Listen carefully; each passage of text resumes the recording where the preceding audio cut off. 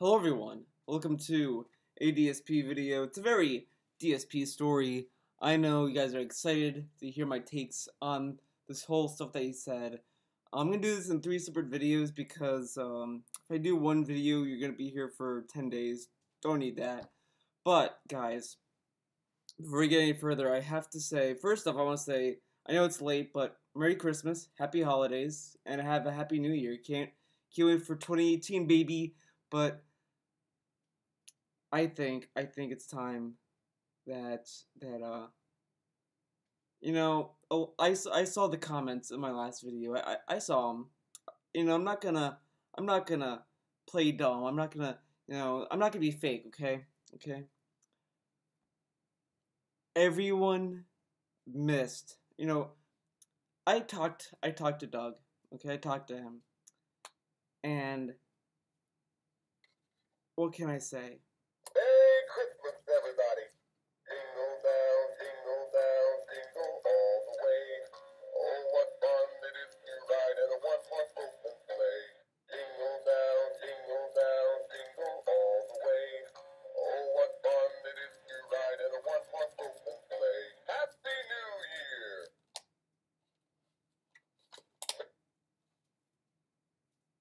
Doug is here. He wanted to be here. He demanded. He demanded to be here.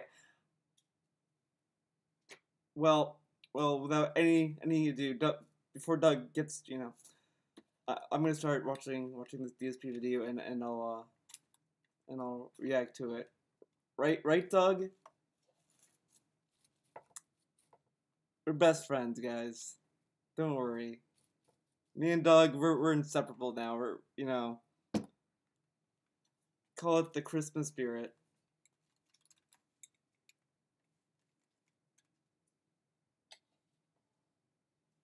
Alright. Hopefully it's the on the right audio channel. Doug, it's okay. I think I set it up right, okay? Alright, ladies and gentlemen, hello and welcome to my IRL, as they say on Twitch, special Christmas Day stream for 2017. I'd like to welcome everyone, first of all, who is watching this live on Twitch. Thank you for taking time away from your busy days. I know many of you are celebrating Christmas Day with your friends, your family, your loved ones. And to see you guys come out and celebrate Christmas with me is a really amazing thing. I want to say thank you very much for taking time out of your day to be here live on the stream with me and my ridiculous Christmas sweater that my girlfriend picked out for me. I'm excited. I hope you're excited too. But you're supposed to wear that for the whatever. It's going to be a really fun stream today. So, what are we doing? First of all, it's Christmas Day 2017. Holy crap. Christmas Day. Boy, did this year fly by, right? And seriously, for me, this year passing by so quickly because so much happened. Some negative, some positive. There was just so many things that changed this year for me in my life that literally time flew like crazy. And I don't know about you guys, but man, what a tumultuous year. And, how different the future is going to be for a lot of reasons, okay? First of all, I want to apologize. I have a cough drop in my mouth because yesterday I did my big WWE annual fantasy holiday sims. And I went crazy on the commentary. I was screaming and everything. And my voice is now very hoarse because I went nuts yesterday on the commentary. I knew that was going to happen. That happens every year. So, got the lozenge going here. And I will probably need more during the course of today's stream. So, apologies if, I'm drinking and or whatever. Also, FYI, this stream is going to have several segments. What I'm planning on doing is a first segment here where I could do kind of an intro and I tell you a recap of my year and the ups and downs and everything that happened in 2017 for me. All right, and then what I have plans for the future. Then I'm going to take a break. Then there's going to be a second segment where I'm going to be talking all about Christmas, the history of me and Christmas and my family and the kind of stuff that we would do during the holidays, Christmas traditions and the like. And what I want to do is kind of go more interactive during that segment and talk with people in the stream chat about what did they do for the holidays this year? What do they usually do? What are their traditions? And just have a little bit of a dialogue back and forth with those who are how long these segments are going to take or whatever. Answer everyone's questions in a special segment for the holidays. I'm going to probably break these segments. Please be patient. Breaks in between the segments, commercial breaks, so I'll play a little bit and everything. Okay. So, that's kind of what's on the docket for today, all right? Now, FYI, difference between this and other streams that I've done is I will be doing shout-outs for those who cheer, sub, and tip during the course of today's stream. And in addition, I actually said this on pre-stream, I'll periodically be checking, and if anyone actually pledges to my Patreon during this stream, right over here, I'll give you a shout-out. He's gonna do shout-outs for patrons now. Now, I did say that Patreon patrons did get kind of the shaft when he moved to Twitch, but the way that he's kind of addressing this is not a good way to do it. Like, because now, instead of getting, like, to the game and all that, like, the pre-streams are 1 hour. They're 1 hour. Now they're gonna be, like, 2 hours, because he has to do the Patreon, shout-outs. And that's, like, you don't really need to do that.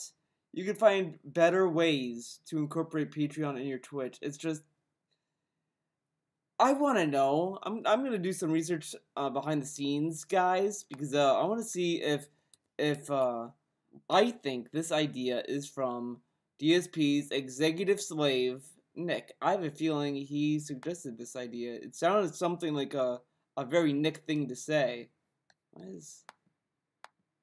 did that show up? What?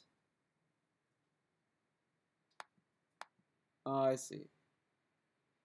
It wasn't showing that. Doug, calm down, okay? Jesus. Oh, I know it. Let's do it, Nick.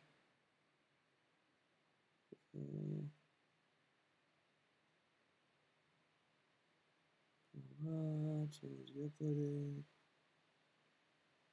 Oh my god. Okay. Never mind. It just really sounds like a Nick thing to say, you know. It is what it is. Because right now Patreon is really important for me to be able to raise funds to help with my tax situation. And people have been like, well, if I pledge to your Patreon, I don't really get anything out of it besides the perk. You know, everyone else gets a shout out.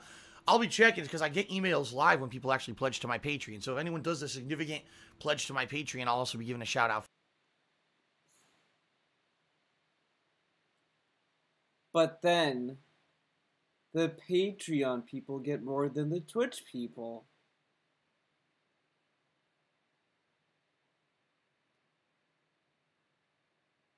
And even then, this doesn't really solve the issue, because you don't get a visual pop-up notification either.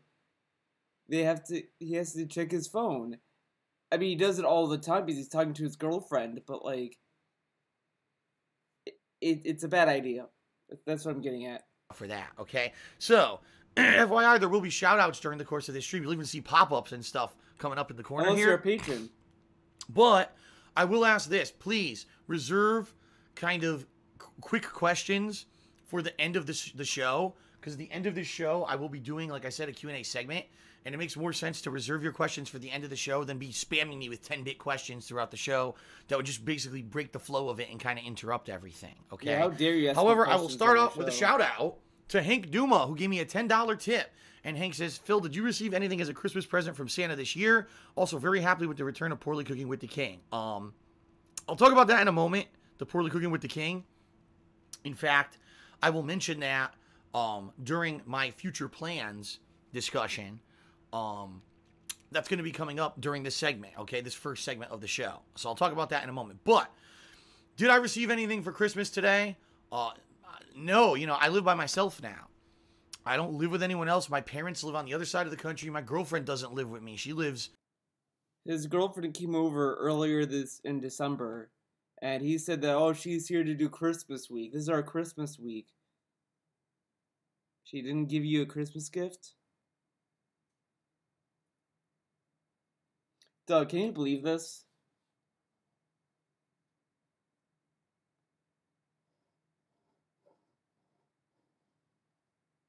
Exactly. You know, thousands of miles away. So, sadly, and I said this on pre-stream, this is the first Christmas in my entire life. 35 years old, I've never been alone on Christmas until today, okay? It's a bit of a bummer. I'm not gonna lie. My whole life, either I was able to spend it with my friends and relatives or Oh with no. my significant other, and now I'm here and at home by myself, and it kind of sucks. But I woke up this morning to a beautiful white Christmas. We had snow overnight, beautiful. And the thing is, in Washington State, we don't often get snow where I live, and where I live also, when we usually get it, it's usually just like a dusting. We have like 3-4 inches of snow outside, which we almost never get. This is Remember, you can't go back to Connecticut because fuck snow, but snow's in Washington, it's whimsical, it's magic. Winter Wonderland. very out of the ordinary, and to get it on Christmas Day is like the perfect timing. It looks gorgeous outside. And the other cool thing is, I'm not going anywhere. I'm not, I don't have to go out of my house or anything for a few days. So for me, I really don't care. It's not like, oh God, now I got to go shovel. It's nothing like that. It's cool. Have time to clean up by itself, and it's beautiful out. But if it stays cold, like it stays below freezing or like in the 30s or whatever, that snow could turn to ice. And ice is worse to shovel than snow. I should know because I shovel my fucking driveway, so I know. Out there, it really is. I've done it. It really is. Before. It's very nice. It's hated it. It's nice to wake up to that on Christmas Day, especially when I'm by myself and I'm like, oh man, kind of a bummer. I'm here by myself today, and then I look and boom, immediately I get At least your parents are alive. At least your girlfriend's alive. Imagine being alive and everyone around you is dead. I mean, that's an exaggeration. Don't worry, Doug. It's an exaggeration. I'm not being serious, but you know what I mean. A nice, beautiful, warm Christmas snow in the morning. So that was nice. But no, outside of that, no Christmas presents for anything. My present is that I get to spend the day with you guys. I get to be here on stream.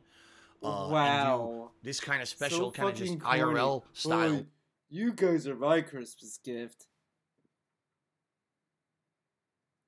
I'm alone.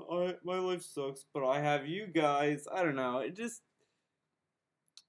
It sounds like a consolation prize and not like the prize. I don't know. Maybe I'm taking it the wrong way. Video / stream with you now and interact with you guys back and forth. And then I get to do gameplay later tonight as well. So it's fun to me because for me, oh no, Phil's working on Christmas. Technically it's work, but not for me. Does this feel like work? No, it really doesn't. At one point it did, I'll be honest, for a few years there. I'd probably say around mid 2013, 2014 through maybe like 2016. It felt like, man, some days I'm just so tired I don't want to go to stream. It's work. Now I don't feel like that anymore. I get up, I'm like, man, this is exciting. I get to go share Dude, during that time, he kept saying, oh, guys, this is great. I love streaming for you guys on YouTube. Fuck Twitch. It's amazing. I love you guys. Now it's, well, guys, back then I was, that was work. Now this is where it's at. Okay. My thoughts and my gameplay experiences with people on a daily basis, and people on the live streams really enjoy what I'm doing. It's so different. It really is. Like, I'll be honest with you guys. YouTube became toxic over the years to the point where I was getting no positivity, no growth, nothing from there at all. And people are telling me I'm doing stuff right. They like the playthroughs. What am I doing wrong? Then all of a sudden this year, I focus on Twitch and everything changes. Everything's more positive. It's almost as if DSP bans anyone on Twitch when they're being negative. So that's why Twitch is more positive than YouTube, because YouTube, he cannot control comments. He cannot moderate them very well because there's a lot of comments. So he has less control there. So it's more toxic because there's no control there. But Twitch, he sees a negative asshole, ban him.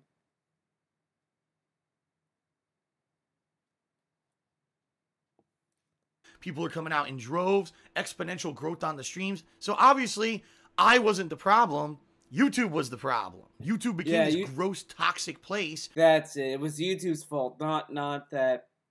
Maybe he should just have focused on the more constructive comments and ignored the not so constructive comments, and then just moved on from there. But no, he has to focus on the comments. See, the reason why his views have not affected because his viewers don't care about the comments, so they just watch the video and they enjoy it. They don't give a fuck about comments. I mean, excuse me. The retention might be whatever, but whatever. But he deleted the comments because he does not want to see negativity. And there's a theory I have on that, but we'll get to that. We'll get to that when we get to it. While Twitch is kind of the opposite at this point. Yeah, I wonder why. So that being said, I'm happy to be here. I'm happy to share my experiences with you guys here on Christmas Day. Okay. So I'm about to begin the first segment. However, I got a shout out to the Raven Org who did a 50-bit cheer. And he said, a few weeks ago, San Antonio got its first snow in like a few decades. So that's neat for me. Wow, that's pretty cool. That really is cool. That's cool to hear. So thank you for the cheer. And thanks for that cool sentiment. You know, it's nice to know that people are having fun all around the country right now with, the holidays. In particular, I've heard in the United States. Wow, who would have thought people would have fun around the world?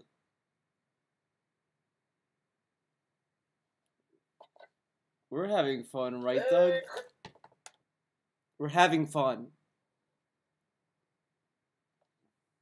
It's like there's basically a snow wave hitting all of the U.S. and everyone's pretty much getting a white Christmas unless they live in like a super hot, like Texas. No, they didn't get snow in particular today, but a lot of places are getting snow today, which is really nice for Christmas, right? All right, really nice, ladies and gentlemen, let's talk 2017. Good Lord, what a year this year was, right? In my wildest dreams, did I predict the crazy amount of ups and downs that would happen to me in 2017? Absolutely not. It was just out of control. It was like giant sweeping change, giant sweeping things that hit me out of left field that I didn't expect. I would actually say this.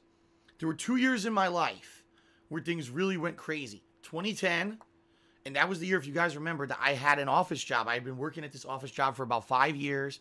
I had gotten commendations at this job, being told I was doing everything right. I had this big certificate that was awarded to me for going above and beyond at this job. I was getting raises and bonuses and everything when I was working at this job. And all of a sudden, in October of 2010, they laid me off out of nowhere. And at the time, I had been doing YouTube as a hobby for 2 years. I had never made any money on YouTube. Back then, it wasn't even possible to monetize your videos on YouTube. And wow, that blindsided me. That was an eye-opener. I was like, are you kidding me? So even at a job where I'm being told I'm, doing outstanding, I'm giving raises, I could just lose my job out of nowhere on a whim, right? Now I do want to say this, because I watched that vlog where DSP kind of goes up to his fans and says, like, oh, I lost my job and this and that. And it was actually a pretty well-made vlog. It was obviously to get sympathy, sure, but like, as I said in my review comparison video where I talk about how his reviews have changed over the years, his vlogs have too as well. I might do a video on the vlogs, maybe, I don't know, I don't think so, but that one, he sounded more honest, and he sounded more like, that he really wants to make it on his own, like he really wants to put his effort into things and all that, like he wanted to do it on his own and all that. It was, great. But now, when you see these vlogs, it's always just like, I don't know what to do. I could lose my... And it's like, it's sad. It's sad. Sure, it sucks. You know what? Life sucks. But, yeah, you gotta... It's just... It's hard work. You gotta find some way to make it work, I guess. But, yeah, that was pretty crazy. And then, I would say probably the other crazy year was this year. Because of all the shit that happened, which I'm about to go through. I'm actually going to go through all of 2017 and just recap the stuff that happened in my life. Because what a year, ups and downs, man. A year of ups and downs, for sure. Thank you to Mies for $1 tip. He says, bonjour from France. Keep up the great stream. I really love your pre-streams. Thank you, Mies, for the tip. I appreciate that. So let's recap. Let's start. Let's actually... Holy shit, is this real? Look at this. Now, I want you guys to remember something. Friday, the holiday marathon. He got a tip. I don't know what part of the video it was that I don't really feel like combing through videos to find it, but there was a tip that said, "Oh, Phil, maybe Santa will give you something really nice for Christmas or something." Some nonsense where someone hinted that they would give him a big hefty tip on Monday. And I sat there and was like, yeah, it's gonna be like a $1,000 tip or something like extravagant, like extravagant, like maybe 500 or whatever. 500 the least. I knew it was gonna be like huge. I knew it because the fucking tip was so cringy and like dumb. So it's like, yeah, he's gonna get a lot of money Monday. I knew Monday he was gonna make the Trump bucks. He was gonna start rolling in the dough because his slaves, they always feel sorry for him no matter what. No matter what. Okay, let's continue. Well, if this is real, this is Look a at hell his- of a way to start off Look at today's his stream, faces. folks. He's I like, hope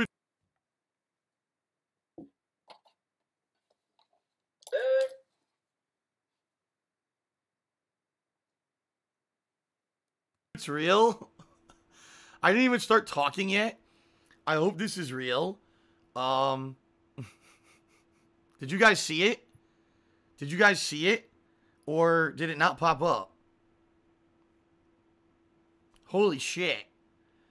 Alright, so obviously I'm gonna tell you this. If this I don't know if this is we'll find out later today because I'll be able to check my PayPal and everything. oh, it's legit. Holy fuck. Probably.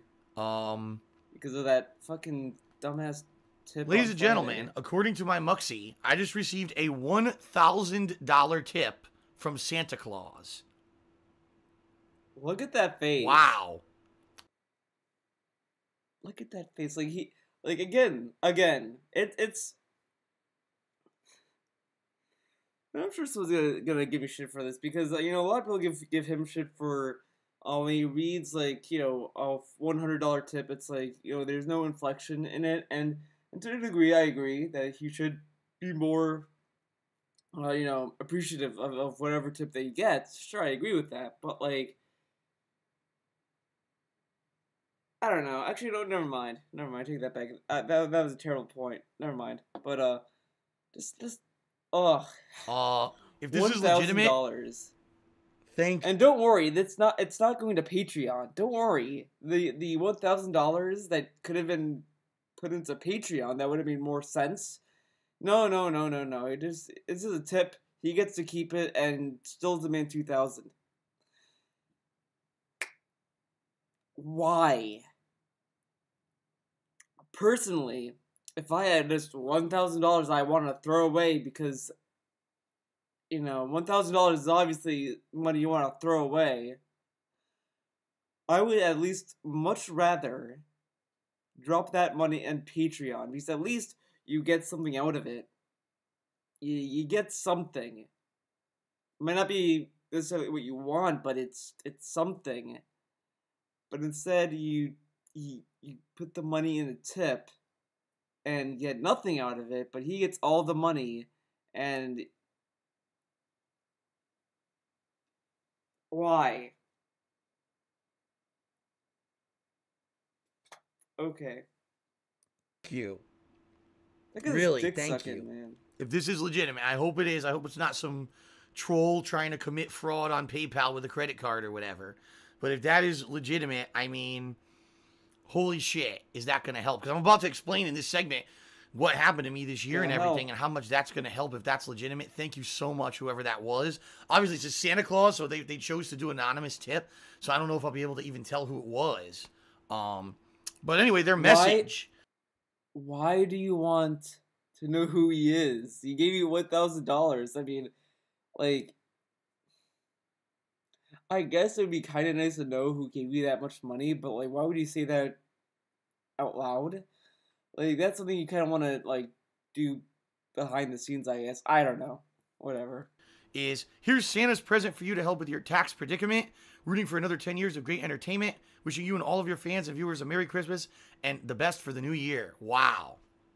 Dude, Wow. Look at that. He acts as if I'm not sure if I should contribute to Phil or the tipper, but He acts as if giving him $1,000 is a gift for everyone.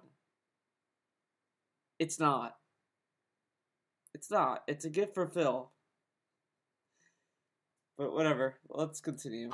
Well, if again, I hope it's legit, and if it is, thank you very, very, very, very, very, very, very, very, very, very much. Really. Where's my $1,000 Holy crap, tip? man. Come on. That's crazy. Come on, man. All right. Well. Well. Wow. Wow. All right. Let's continue, folks. Wow. I hope that's real. Thank you to Captain DCW who just did 100. That fucking reaction was great. Hope that's real. Gotta hear that again. Folks, wow. I hope that's real. Wow, I hope thank you to that's Captain real. DCW who just did 100-bit cheers and Merry Christmas, Phil. Sorry, guys, that I'm kind of stunned. I am. I'm stunned. If that's real, that I'm really stunned right now. If that was real, because that, I mean, is going to help so much with this upcoming problem that I'm having with these taxes. You have no idea. Like, that might pay for half the taxes that I owe at the end.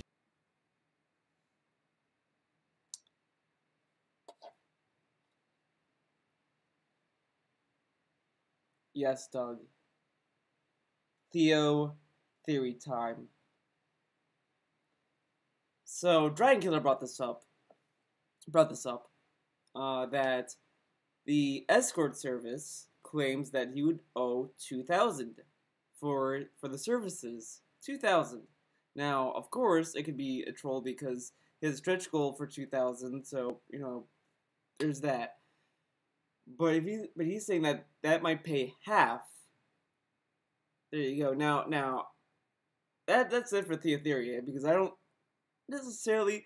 As Tevin said, I need to see more proof of it than just, oh, an escort Twitter is saying this. I don't know. It's very, very iffy. If you want to believe it, that's fine. I'm not going to tell you not to believe it or anything, but I don't necessarily buy it just yet.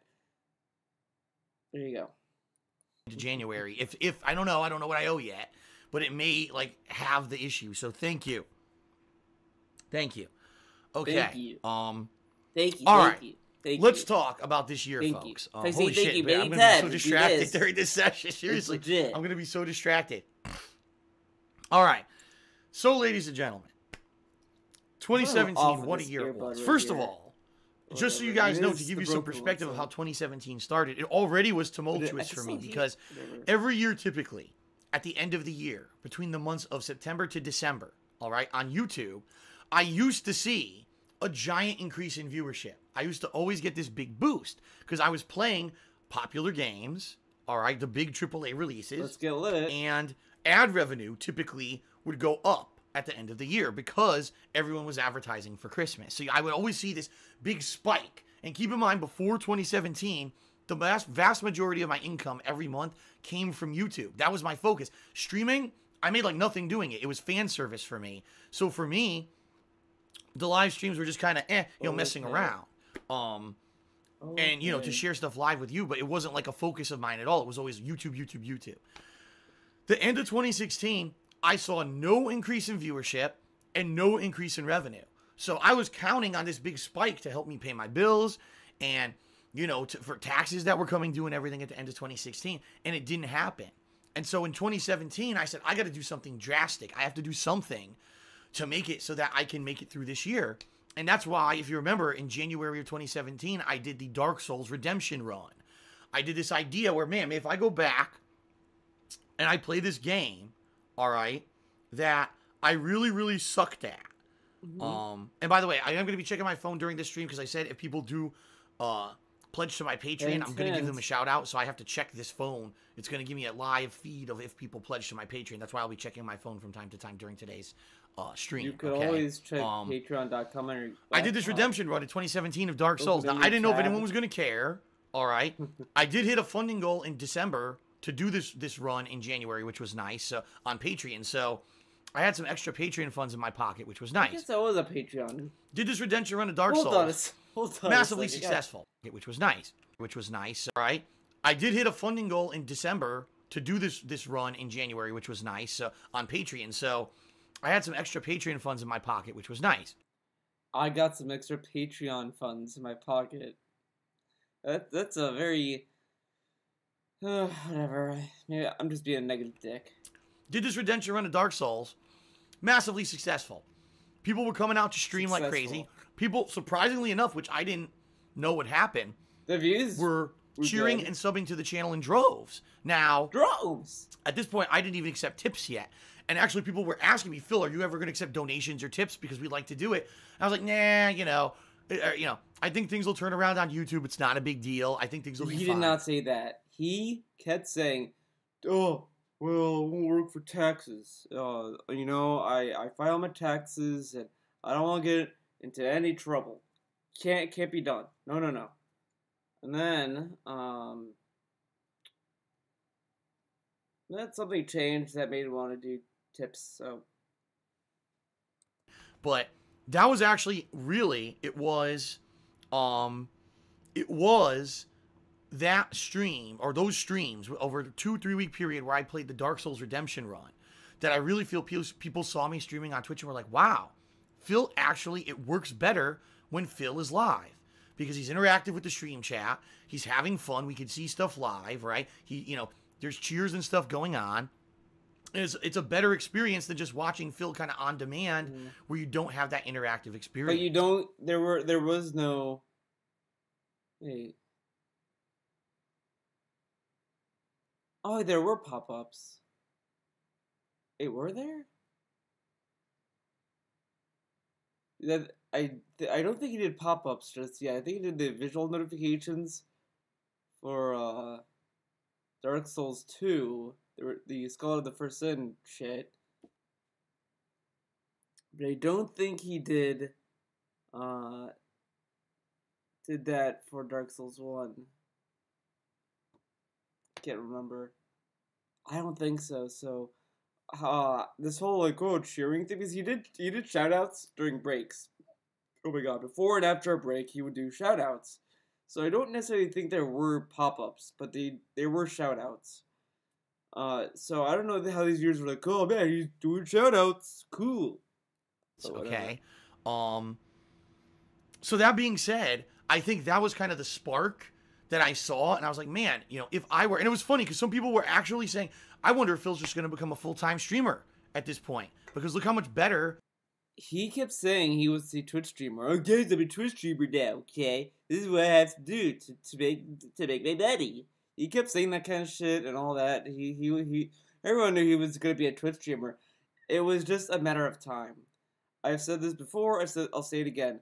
You can kind of tell when he set his mind to something, because he'll keep talking about it, in more and more detail. Like that laid off vlog in February that he did.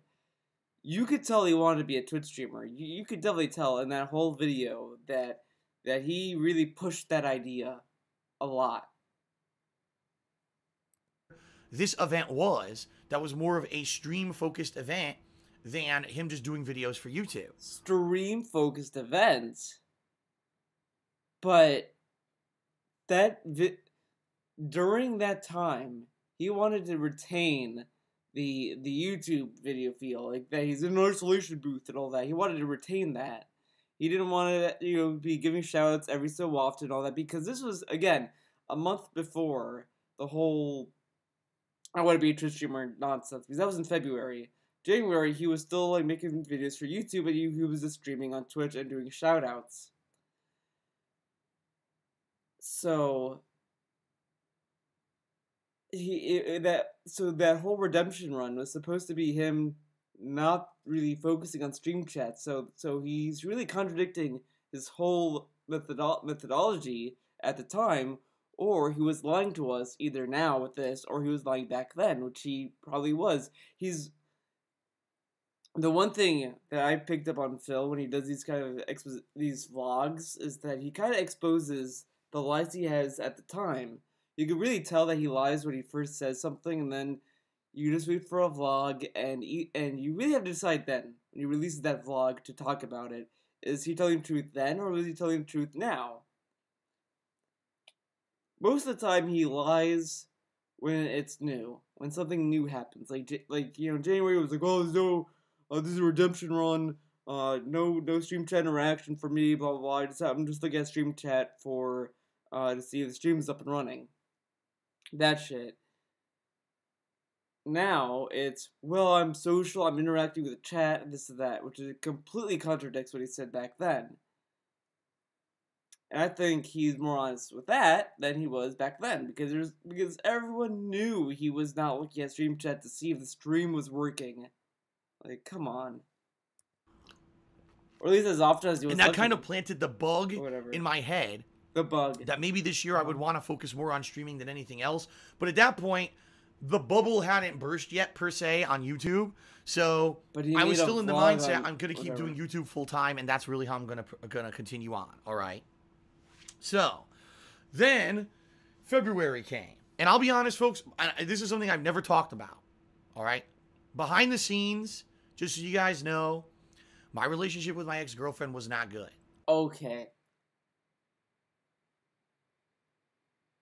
I fucking called it, because I remember when he did that vlog in February where he was saying that he was gonna have to do earlier streams so he could take a day off to be with his girlfriend. I think I said, I'm pretty sure I said, or at least I thought it, that the reason why he's doing this is because his relationship is going south.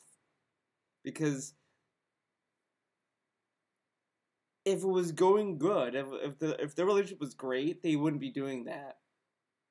So I knew their relationship was going south because Phil takes people for granted. His fans don't see it because they're fucking slaves. They're conditioned to be okay with this. They're conditioned to love this. All right. We're at a point in our relationship, and I'm not going to get too private because it's a very private situation. Too Let's just say this way.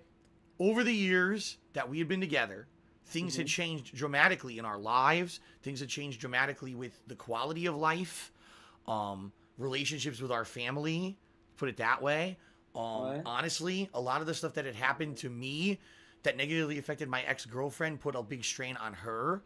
All right. In particular, the swatting incidents that happened in 2015, I know were a big game changer because we went from basically two people who were like, man, we're just having fun and we're young and we can do whatever, do fun stuff out here now that we live together and watch.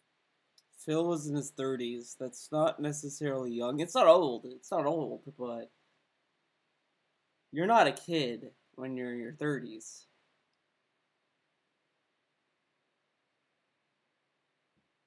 Washington. And it basically became, man, now we're two people who basically people hate us, I'm just trying to be on the internet. Okay. What family on this earth, unless, like, your family is, like, we don't have to be shitty about that, but I really doubt that their family hated them because they were victims of shit. Like, oh, here's that Phil Burnell. Oh, okay, I'm Leanna's dad, and I heard that Leanna's boyfriend got swatted. Right, Miss Leanna's mom? Yeah, it's terrible. Phil and Leanna are terrible people. I don't love them anymore. That's fucking stupid. I really doubt that this whole YouTube thing wrecked their family. That sounds fucking stupid, right, Doug? I mean, me and Doug have a very special bond, guys. I had this tree probably since I was like 7, and this tree has been here. Having fun playing games every day, and we got people sending police to our house with guns drawn, and then they swatted my ex-girlfriend's father. Wait, what? That's not what you said in your story. The story keeps changing. First it was, they came just the police came, and they're like, oh, put your hands down. Oh, good. To, they had SWAT teams, all in SWAT gear, to, they had guns pointed at us. Do you really think the cops would point their guns the second that they see that face? They'd be like, well, first off, it's a gated community. I don't really think the cops are gonna be like, okay, guys, we gotta stand our ground. We gotta stand our ground. Who knows what's in there? I don't know. I really doubt that the cops are gonna be out to get this guy. Other, okay, It who is had what it is. nothing whatsoever to do with any of our shit. And then there were threats to SWAT. Okay, and this whole thing with Leanna's father and the wedding, I don't believe that happened. Again, is it just to either play something up? I don't know. I it's one of those things that I really wish there was proof of. I really wish there was like something we could see that showed this. You know, I really don't know if that happened. I really don't know, and I really hope it didn't happen. Her brother-in-law or her half brother's wedding. And when that happened, it was like so messed Brother-in-law, up. half-brother. All right. And honestly, you know, things were never the same. You know, when that kind of stuff happens and you have that tenseness, it screws up stuff, personal stuff in in life and in a relationship. And it was just so because you know how are you ever going to have a safe life? How are you ever going to have a secure life? You know, you never know what's going to happen. What's the next financial crisis that's going to happen that's going to screw everything over? What's the next situation where your life might be threatened, right? And I can tell you right now, it was all those things that happened over the years that kind of soured everything behind the scenes. And in early That all that shit happened in 2015. He was with Leanna through 2016 and halfway through 2017. If that whole swatting thing really meant shit to Leanna and that relationship, they probably would have cut it off in 2016. I really don't get why she would stay around for 2 years. Like, you know, it's not like, well, she has this place to stay, Theo. I mean, it's not even that. It's mostly that they would have broken up earlier than at the very least. They would have broken up in 2016, not this year. You know? That doesn't make any sense. early 2017, all right, it was almost like we were living together, but we weren't a couple. It was more like we were living together as roommates, all right? And I know that sounds really fucked up, but that's really what, you know, we were in a relationship for 5 years. We moved out. That is kind of what happens when you move together with people. You do become like roommates, but the thing, like, does he think like when you're in a relationship, it's like some fairy tale thing? Like, come on. Here, and at first it was great, but over the years this stuff degraded as the trolling got worse and the things concretely got worse for us financially. Yeah, it's the trolling. And trolling with swatting and everything bad. That's really when things started to fall apart, okay? Honestly. And, you know, it's not necessarily that there was blame to be had. It wasn't like we were mad at each other. No blame. For the things that happened. It was just kind of like a what the fuck do you do? How are we going to have a normal life when we have these crazy things that happen in our lives? And every day we wake up, we might have another life-altering, stressful event that could fuck with us completely. Whether it's YouTube, something going on with YouTube, and now I can't pay my bills, or whether it's getting DDoS attacked, so I can't stream today, whether the cops are showing up, whether we're getting trolled in another way. You know what I mean? When every day is something incredibly nasty and stressful, it screws with you mentally, physically, emotionally. It does. Even though I might not relate that to you guys on a daily basis, it takes its toll. And literally over years, what happened is our relationship kind of just fell apart to the point where it wasn't like we were significant others anymore. Like I said, it was more like, yeah, we're here, we share a house, but we weren't getting along to a point where it was like an intimate relationship anymore. Did you try talking to her? Did you try, being like spontaneous? Like, maybe when you're done streaming, you're like, okay, Leanna, you sit down. I'm gonna surprise you, dude. And then you make a cake, or you make something. You cook something. You're like, wow, look, I made this. And then she's like, wow, you made something. And then you're like, yeah. And then you eat, and then you talk or whatever, or maybe treat her to a movie, or maybe help around. Again. It's really hard to believe that he helped around the house. All right. Get the So water. behind the scenes of all this stuff going on, there was always this other thing going on emotionally between me and my ex-girlfriend that was kind of falling apart, and it just made it work. It would be one thing if, oh God, I got false copyright strikes today, and this happened and that. But then if you have someone who you can go fall into their arms at the end of the day and just feel good and feel supported, and it's better. We didn't even have that. That fell apart, and it's like when Wow. everything's falling apart, something's gonna give at some point. All right. What it sounded like was that she, like a lot of people said, Leanna was just there for the money. And when he was making enough, she got fucking pissed about it. She was like, "Oh, you're not making as much money as you did when I met you, Phil." And he's like, "Come on, it's the fucking detractors. I know it's them." You know what I mean, dog? I mean, okay, dog. So all that's going on behind the scenes of early Oh, God 2017. damn it, dog. All of a sudden, 2051 was kind of falling apart, and it just made it work. It would be one thing if, oh God, it wasn't, okay? It was all YouTube revenue was paying my bills. All of a sudden in February of 2017, all right, my ad revenue on YouTube, no exaggeration, goes down by 50%. So already I thought, oh, I was supposed to be making more. He did kind of change this too, because he said like 30% at one point, but he has been kind of saying 50% a lot of times as well, so it's really hard to kind of, feel for the actual percentage. You never know. You never know. The end of 2016, and it didn't happen. And then all of a sudden in February, I make half as much money as usual. Now, it would have been one thing if I had diversified and I was making money on Twitch. I wasn't. Okay, it was all YouTube revenue was paying my bill. You were getting shout outs during that time. What are you talking about? You got cheers and shit.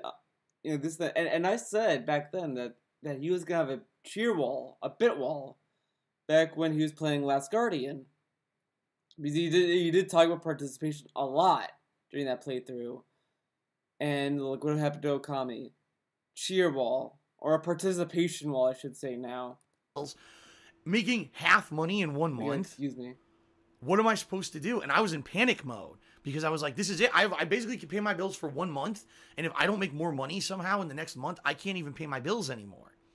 And this is when I went to Machinima. So Leanna all didn't want to pay the bills? And I went to Machinima, who was my partner at the time. Remember, I've been partnered with Machinima on YouTube for the longest since 2011. Money? And I said, what is going on? This is ridiculous. You guys didn't give me any warning. There was no warning. Did I do something wrong? Is this a glitch on YouTube? What is going on that all of a sudden I'm making 50% less than I used to? I can't keep my house to pay my bills if this continues, all right? Oh, yeah. So Machinima tries to look into it. And sadly, this is what I learned over the years, folks. And this is the sad truth. Machinima, at one point, was one of the big wigs on YouTube. They were a company that had a lot of clout.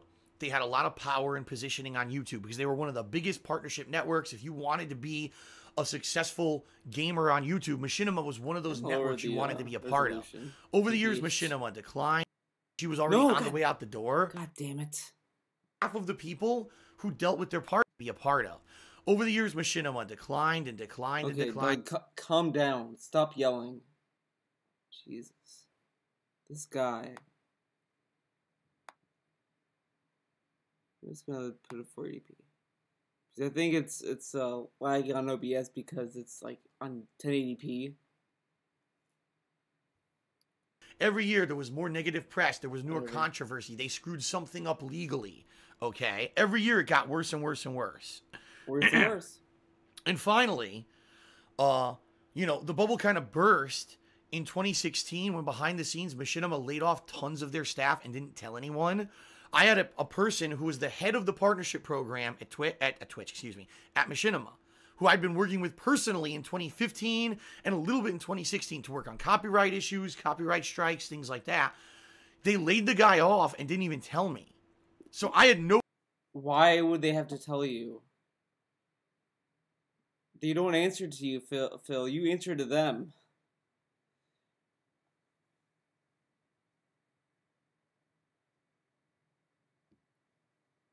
contacted Machinima. I didn't even know this. They didn't even bother to tell me. Okay. So they laid off like half of the people who dealt with their partners. It was terrible. But they didn't tell anyone because they didn't want negative press. Okay. They don't want negative press. So here it is, February 2017.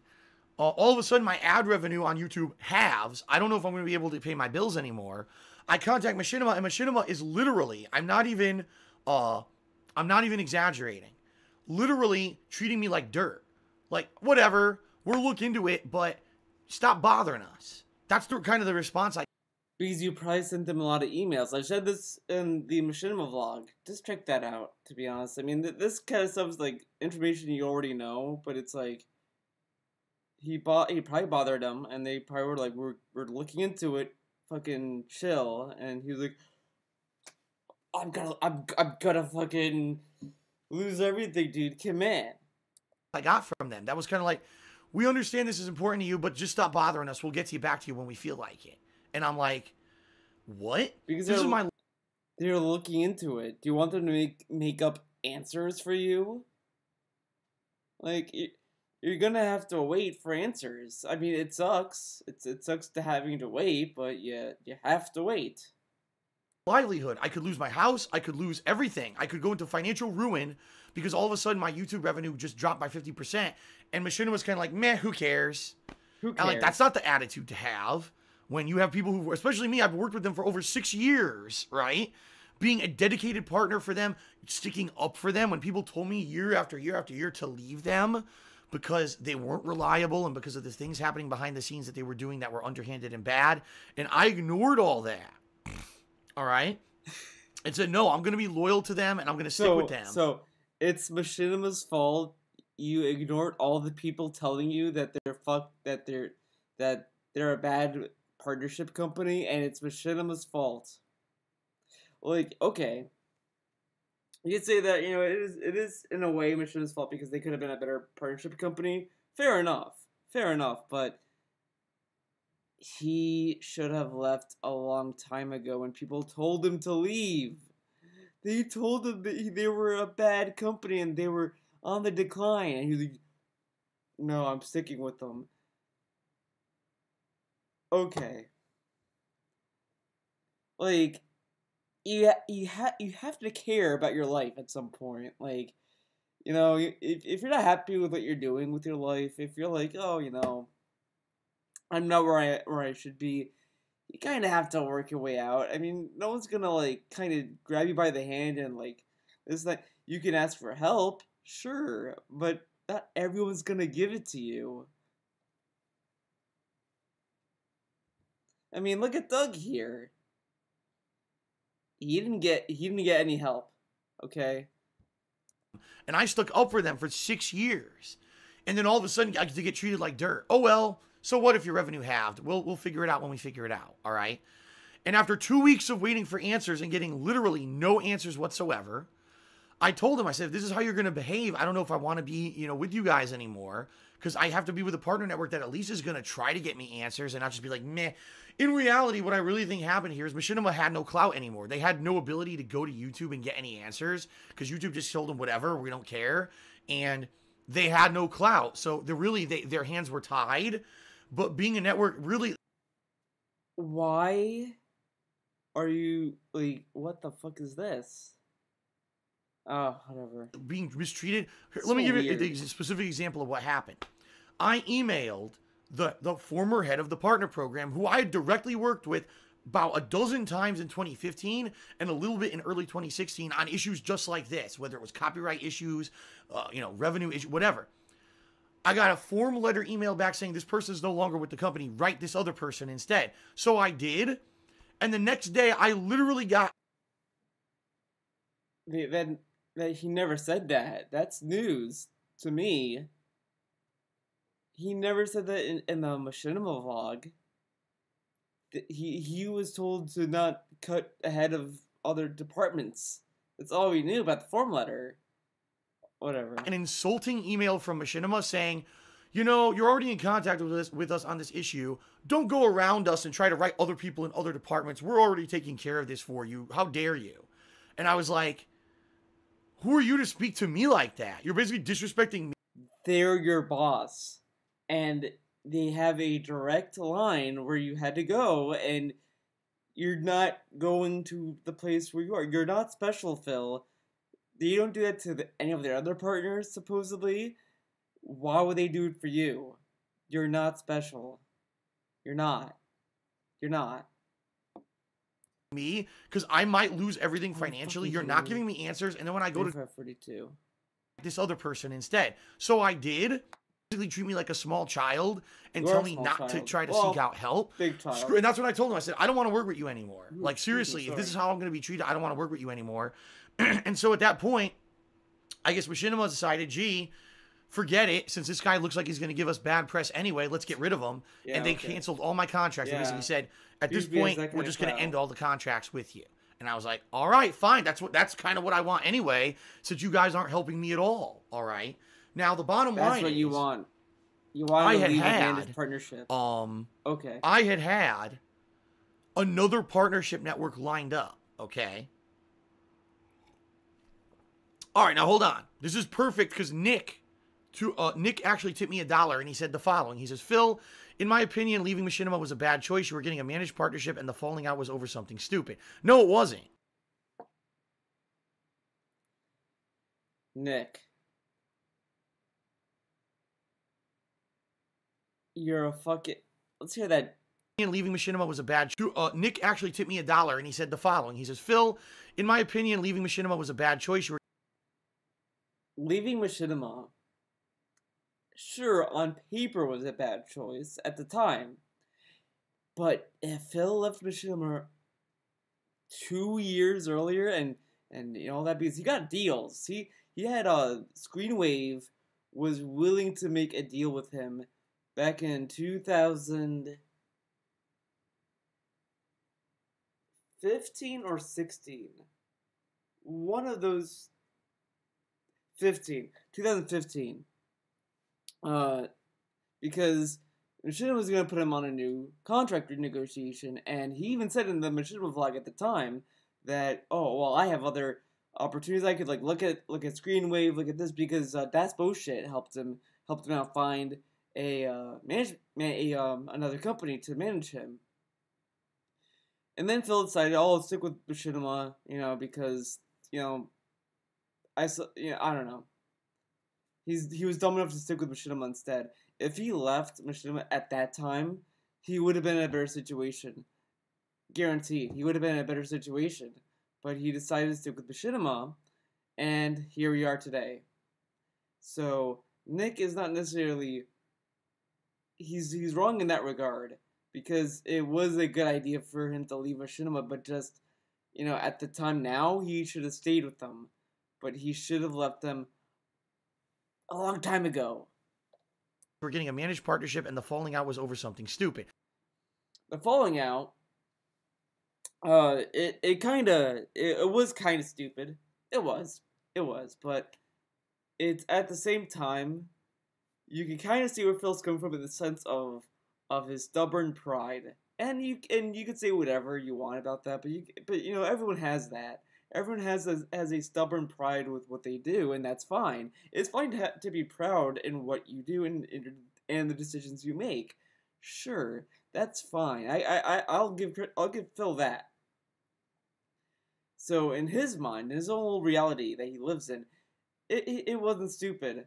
So telling him that it was for something stupid, it's like telling Trump that I don't know. I can't think of anything because I'm not that fucking cunning. So. You know what I mean, though. No, it wasn't. The falling out was not over something stupid. Being disrespected by a company that's supposed to be the company that sticks up for you. A partnership company is basically supposed to be like your agent. They're supposed to stick up for you. They're supposed to seek out opportunities for you. They're supposed to get you the best ad revenue. No. These companies are not trying to, that's not their job. That's not their job. And being disrespected by my company, basically being talked to like a child and being told we don't care about your concerns. Well, you act like don't one. go to anyone else. We'll handle you act like a child, you'll be talked like a child. it. Enough is enough. I knew going forward was going to be a toxic relationship with them, and that's why I knew I had to get out of there. All right. You had to get Now out. here's the thing. I had another company who I'd been talking with behind the scenes for 2 years. All right, 2 years. And this company wanted to get me on board with a managed partner. Before someone says it, no, it's not Laveria. He talks about Laveria, I think, in the second part of the video. I saw 2 parts of this thing. I saw both of them. He's not talking about Laveria. I'm pretty sure, I'm positive, he's talking about Screenwave. Pretty positive. Partnership. The only thing was they were going to pay me slightly. By the way, I apologize for my throat. As I told you guys, yesterday I did the WWE stream. I went a little bit overboard. So anyway, I had another company lined up for 2 years. They wanted to recruit me. All right. And they had a managed partnership lined up for me, which means I would not have to worry about content ID. I'd be able to monetize my Nintendo videos. The only thing was they were going to pay me less than what Machinima was paying me ad revenue cut-wise. And now, see, that's why I think he was talking about Screenwave, or, was this something else? I think it was Screenwave. Because he did mention Screenwave by name, I think, back, maybe not by name, but it was Screenwave, was one of the companies he was talking with. And he said, well, I'm not going to talk to these people because, you know, they're going to offer less. And now, he should have taken it. He should have taken it because he probably would be making more with them than he would with Machinima. Well, I knew if I ever had a falling out with Machinima, okay, that I would be able to fall back on this. All right. Oh my God. So the day. What? Oh, I'm gonna fall back on this guy. Like, okay, yeah. Use it because like a network is gonna wait around for whenever you leave that partnership. No, they're gonna move on. They can decide the next like let's say that, you know, 2015 he's like, no, I'm gonna hold off on taking their offer, and then 2016 comes and Screenwave partners someone else. They could easily rescind their offer with him, be like, okay, Phil, you know, the offer has expired. We're gonna move on with someone else that we have in mind.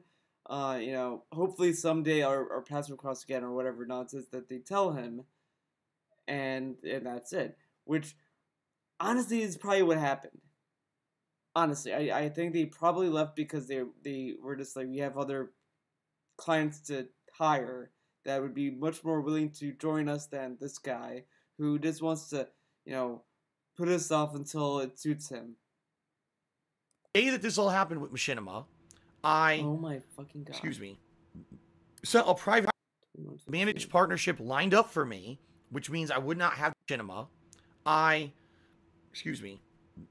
Sent a private message to the person who was my contact at this company on Twitter, but I also knew this guy didn't read his PMs a lot, so I just sent him a general message. I tweeted him. I said, hey man, please hit me back. You know, I got something I'd like to talk about. The trolls, those dumb fucks who had swatted me, DDoS attacked me, false copyright strikes, who had done everything to make my life a living hell over the years, saw me tweet this fucking guy and somehow figured out that this guy was probably the agent at the network that I was going to probably go to. They didn't have to look hard. Like, I would love to dig into the Twitter minds of it, but that's too much work. That's like months and months and months of digging, and I'm not going to do that. But it had it in the bio of that guy. Because let's say for the sake of this video, the name of the guy was Jonathan Furr. And you go to his Twitter account, it says in his bio, oh, managing whatever position he had in that company, and that's how people found out, because that guy tells you what he's part of. Didn't take that hard to figure that out. It really did not. My rabbit could figure that out. Very easy shit. That's kind of why I don't think that's why he lost that offer. I think it was probably because he was like kind of holding them off for 2 years, and they were just like, fuck this, I'm out. Later.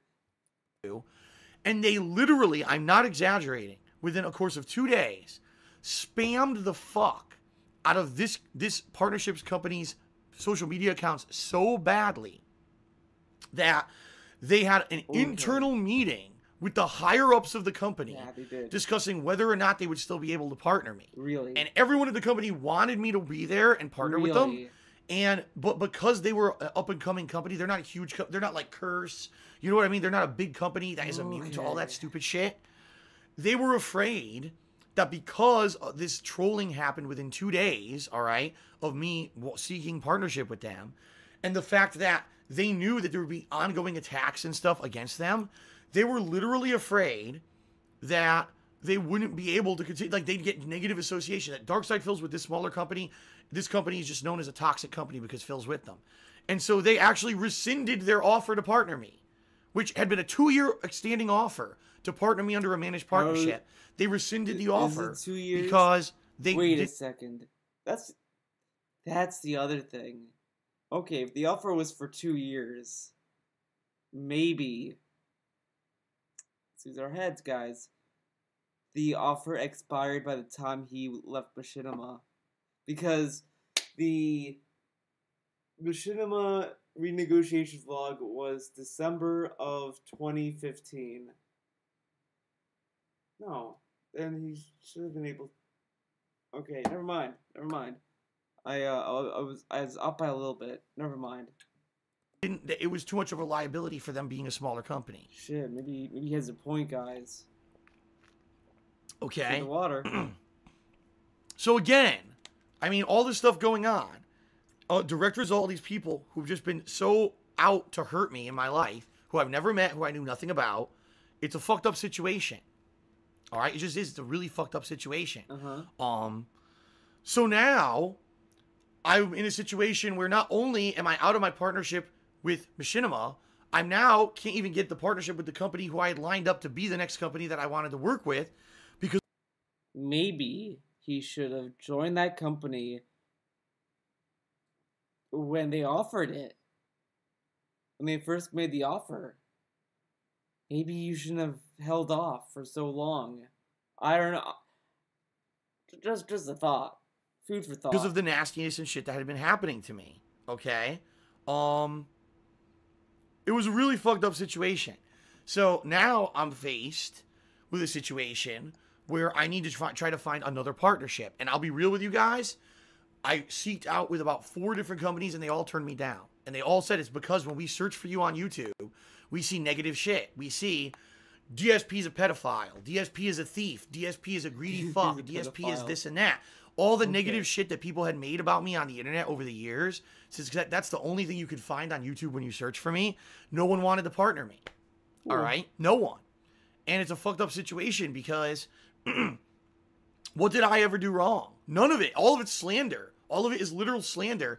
It's not true. Most of the stuff that's been said negative about me is based on a snippet of truth that's blown out of proportion with a bunch of lies. But because it has the snippet of truth, gullible people believe it. And because YouTube is based off of, videos that go viral because of drama, these people got all kinds of popularity and shit. Guys, I'm very popular. I'm hot shit on YouTube right now, guys. Me and Doug, we're both very popular people, okay? The icons of popularity right here, you know. Okay. So, seriously, it's just, it's ridiculous to the point where I couldn't get a partnership on YouTube because of this. And I'm like, man, I have limited time because I knew the contracts with Machinima were ending. One was ending in March and one was ending in April for my 2 partner channels that I had with them. I was like, what am I going to do? What on earth am I going to do? So what I have to say. 2 partner channels with them. But didn't he say, but wasn't it 3? Because the vlogging channel was partnered by Machinima.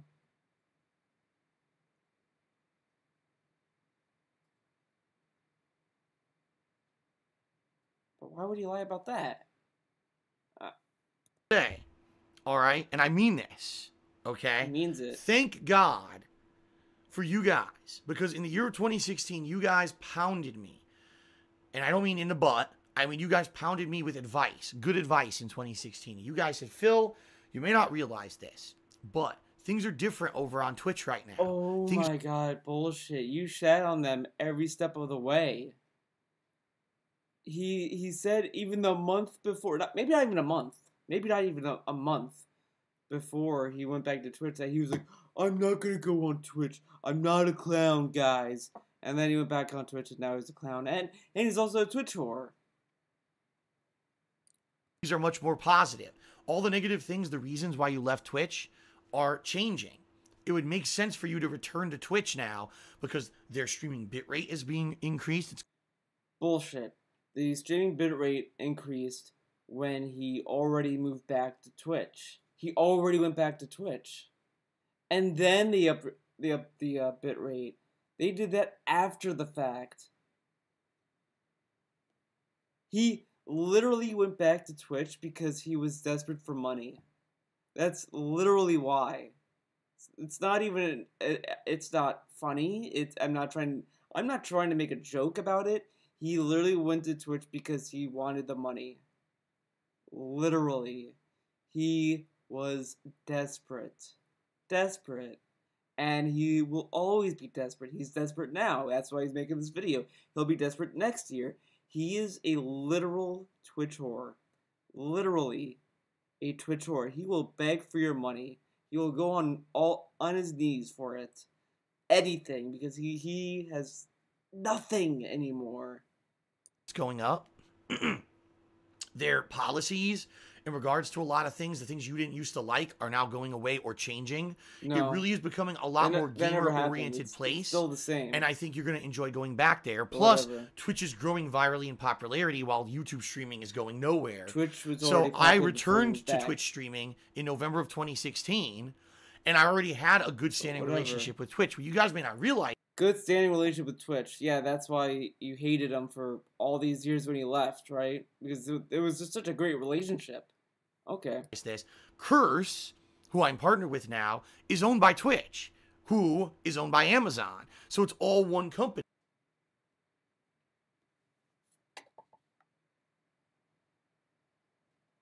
That's right. Another Theo theory time, okay?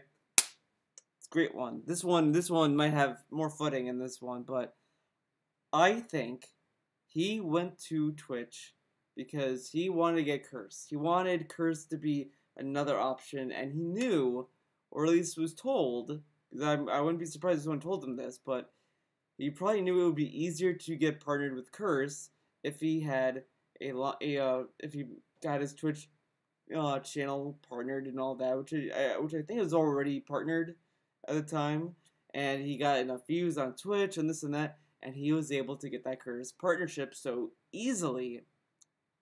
That is my theory. I think it was all because of him going back to Twitch, which goes back to me saying he's a literal Twitch whore. There you go. So when I applied for my partnership with Twitch, all right, they reviewed all my information and saw, oh, this is Darkside Phil. This is the same guy who already streamed with us for years, went away and came back, and now he's doing good on streams. Then you bullied him. This guy's reliable. Let's do it. And they partnered me. Reliable? How? You left. You left the website. You left the website. He left. Oh my god. Doug, stop killing me. He left the website. He left Twitch for how many years? I don't know. 3, 4. We got 4. Whatever. He left the website. And he's reliable? If I worked for you, let's say you own a company, you own let's own a company, and I work under you, and I quit. I tell you, I quit. I don't want to work here anymore. Fuck you, I'm out. And I leave. And then I come back. And I'm like, hey, here's my application. Here's my resume. Hey, you know me. And you're like, oh, it's that Theo guy who left. The first thought isn't, he's reliable. It would most likely be, why? Why is he coming back? I mean, it's not necessarily like that on websites, sure, but Twitch would not, like, how does Twitch think that he's reliable? He left. Like, he left the moment he hated Twitch or whatever. He just left immediately. He just upped and left. How is he reliable? What? Come on. And because of that, at least now I was making less money, but at least I was able to still make money on YouTube, and basically kind of saved my butt temporarily because I knew I was going to be able to be partnered with Curse moving forward. Exactly. So, Shoot the water. it basically saved my butt. Your advice to go back to Twitch spearheaded this kind of rolling events that allowed me to then be partnered with Curse, and allowed all this positive stuff to kind of start happening in 2017. See, that's the roots of that theory right there. He literally joined Twitch to get partnered with Curse. So, thank you to everyone who was in touch with everything going on the internet. Thank you to those of you who gave me a really amazing advice. You guys literally saved my ass this year in more ways than one, which we'll talk about as we continue. Thank you guys.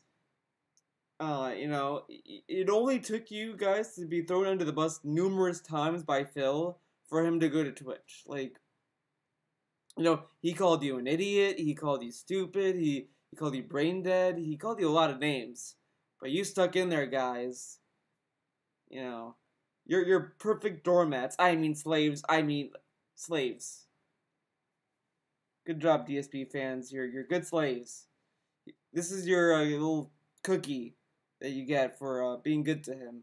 You gotta honor the king, guys. Okay, it is what it is. Segment, all right. Shout out to Vidar, who took me $25, and he says, "Keep doing what your thing, Phil. Your stream games on the internet, what people hold against you is not usually about is usually about your personal life, and more often it's just fabricated news and stuff that it's not true.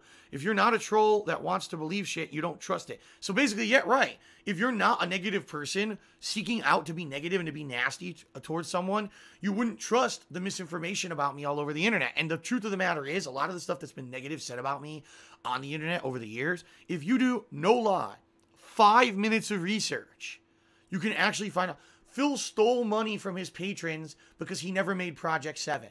That's 100. He never made Project 7. He never made the trailer for it. That was the Patreon goal. 100% a lie. How was it a lie? Where's Project 7 then?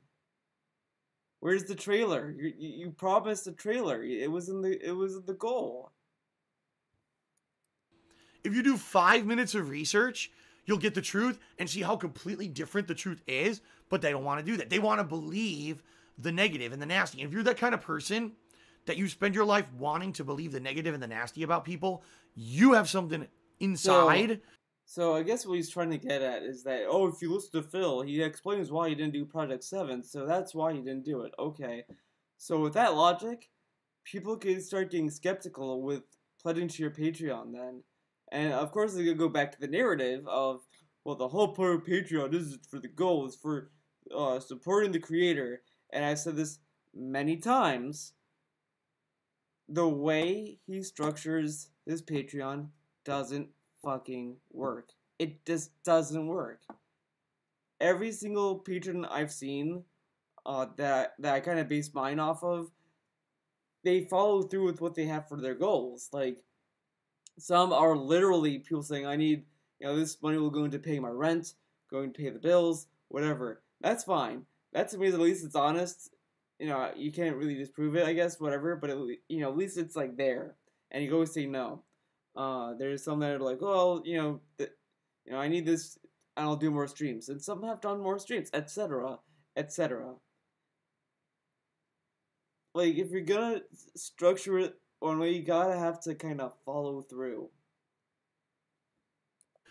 That's disconnected from how you should be as a person.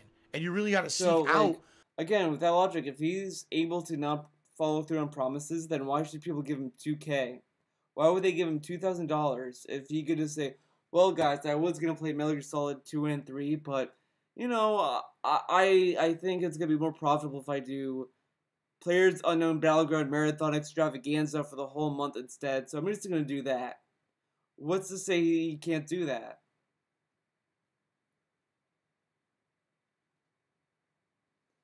Patreon's not Kickstarter, guys. That's so sleazy. Like, imagine it. Like, yeah, okay. Patreon isn't Kickstarter, but do you really want to screw over your fans with these technicalities like that? Like, if someone gives you money for a goal, are you gonna really be like, guys, it's not really this goal, okay? I can do whatever I fucking want, okay? Patreon's not Kickstarter. That'd be fucking sleazy and shitty. Like, if you're gonna make a goal, follow through with it. Or something, or at least be honest with your goal, or at least be as honest as you can possibly be, or be as transparent as you possibly can be, and you'll be fine. I mean, of course there are gonna be people that are gonna be like saying like, oh well, that's not true or this that, but like, it is what it is. Some kind of positivity in your life, because if you're just negative all the time, believing the worst about everyone, that's going to be a really bad life you're going to have, Well, I'm not that kind of person. I'm not. Maybe at one point in my life I was, but I'm certainly not like that anymore. All right? He's not negative anymore, guys. Okay. I believe that. Take a sip, chew the water. Get lit. All right. Now, ladies and gentlemen, let's continue. So, during the month of February, the falling out with Machinima, I'm struggling. I'm trying to find someone to partner with throughout February and early March. Finally, in March, I find Curse, and I'm able to be partnered with Curse in March, so things are going better, all right? At least in regards to the business, I'm not in a mode where I'm in panic mode and I may completely lose everything. But the ad revenue issue on YouTube isn't resolved. I'm still making 50% as much as I did previously. So now I need to find a way to get out of the situation. So what do? I said, well, I am going to take the advice of many people, and I'm going to try to make streaming more of my focus. And if you guys aren't aware, it was actually the second week of March 2017. He didn't ask anyone. He just did it. When everything he forced changed. everyone to go all with right? it. He literally forced everyone to go with this. Because he kept saying, I'm changing. I'm becoming a Twitch streamer. That's how it is. He forced people to be okay with it. More stream focused. If you remember, I was playing Zelda Breath of the Wild at the time. Okay. And Horizon Zero Dawn. I became far more stream focused than anything else. All right. And I was basically trying to change myself from being someone who, when I sit here and I play a video game, it seems like I'm in an isolation booth. I'm just by myself. And I'm just commenting on the game, and not paying any attention to anything around me. And changing that style into a more interactive style that had become more popular on Twitch. Reading people's messages in the stream chat. Responding to people who are cheering, subbing, and tipping. And giving them recognition for their contributions, right? It was a big change for me. Because keep in mind, I've been doing gameplay videos since 2008. So for 9 years, I've been doing things a certain way.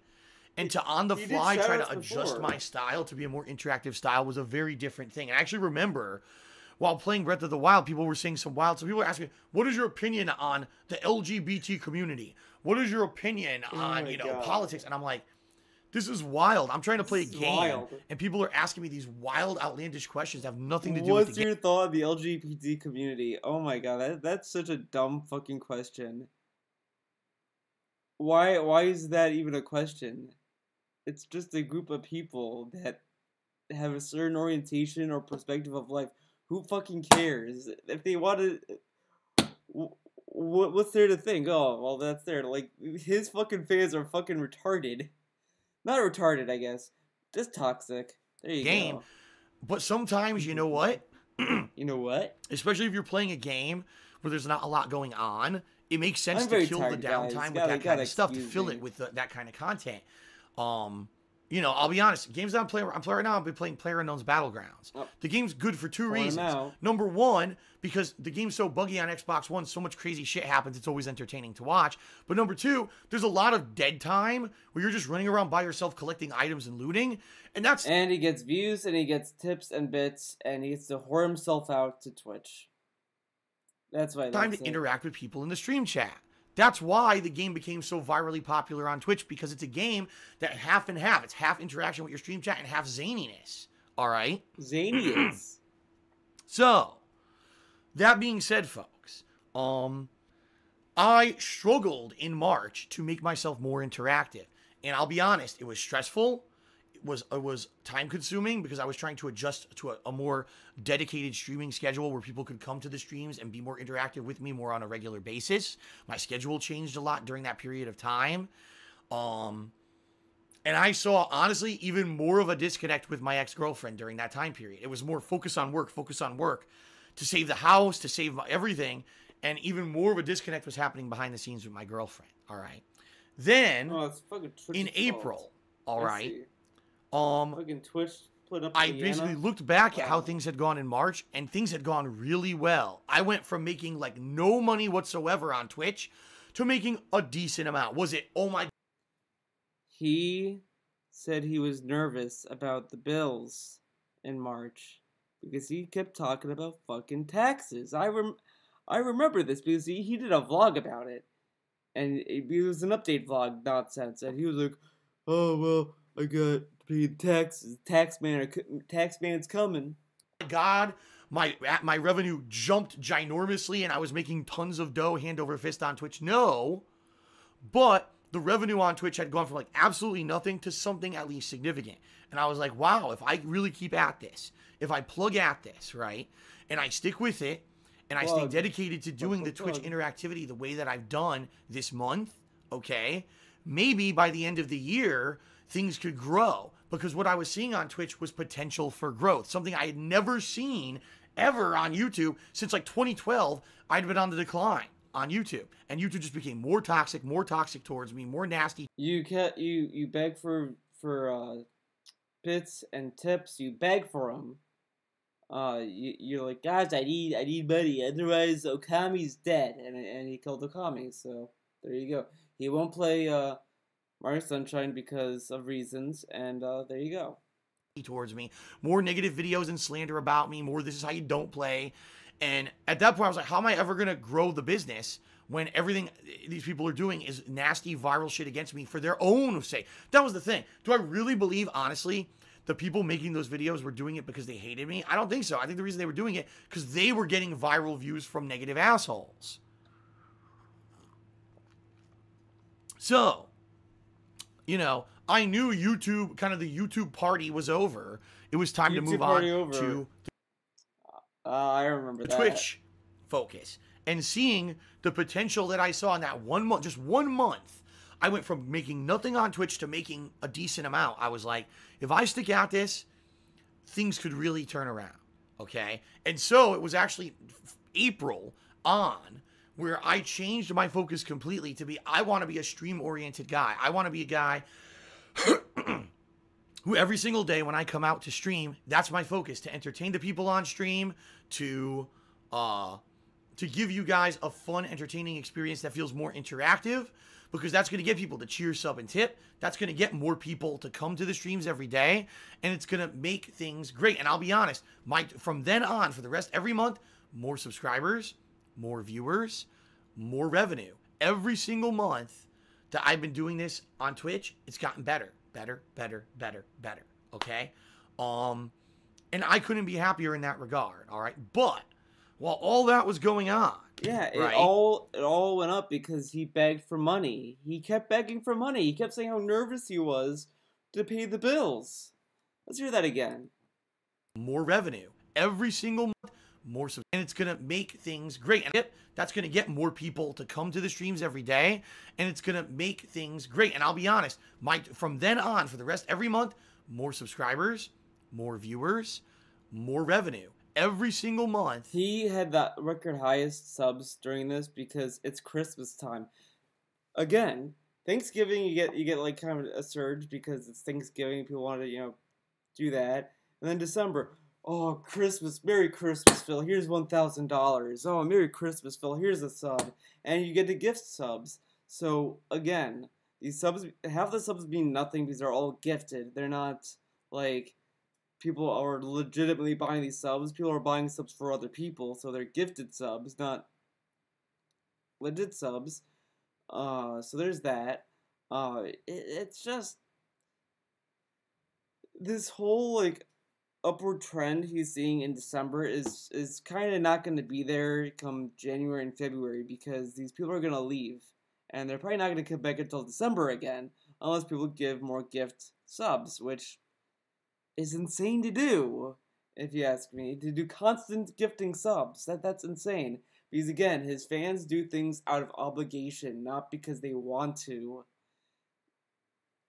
Do you think his fans gifted his subs because they wanted to? No. That I've been doing this on Twitch, it's gotten better. Okay? And I couldn't be Nothing happier in that begging. regard, all right? But while all that was going on, right?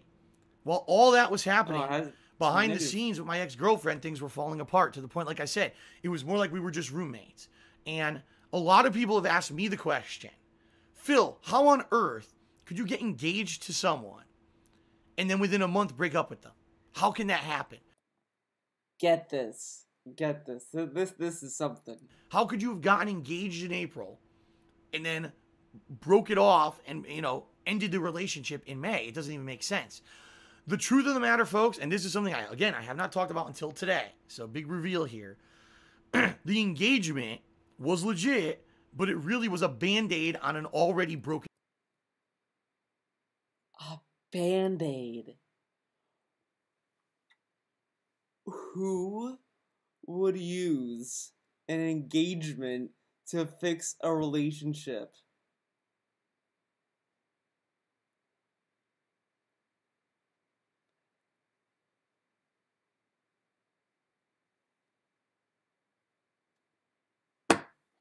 I like, it's so fucking dumb because, like, people hold these engagements, weddings, very seriously because, it means that you want to commit to being together and you really love each other and you want to, spend your life with them. Your life. I mean, yeah, you might get a divorce, okay, but when you're first starting, you see you want to spend time for a very long time. It's not something you throw out to be like, oh man, we have problems. Well, let's get engaged. That'll fix it. Like, it's not like you're working on a fucking car where it's like, oh well, I have a flat tire. Well, I know it's gonna fix it. Get a spare tire. Like, it's not like that. Him and his girlfriend had issues because they were not seeing each other very well. They weren't having good communication or whatever, or etc. The engagement would not fix that. Talking would have fixed it. Seeing what was wrong, saying, well, it's the detractors, and I have a feeling. I really wish Leanna would come out and kind of expose some things, but I think she was getting frustrated because he refused to take responsibility, and I could definitely see that being the case because look at him. When has he ever taken responsibility for anything he has done? I really do think it's a mix of a lot of things, but one of them is that he refuses to take the blame. He refuses to say to Leanne that maybe he should have taken her feelings into more consideration. The fact of using the engagement as a way to fix a flawed relationship is really fucking stupid. Relationship, all right?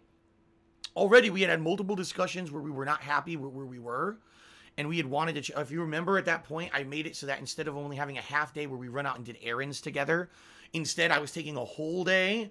So basically, my ex and I could spend personal time together and then run and do our errands and everything, so it would be a better day. But even then, we were taking days, and we would like, what do you want to do today? I don't know. What do you want to do? I really don't know. So they take the day off to spend time together, and all they keep saying is, I don't know.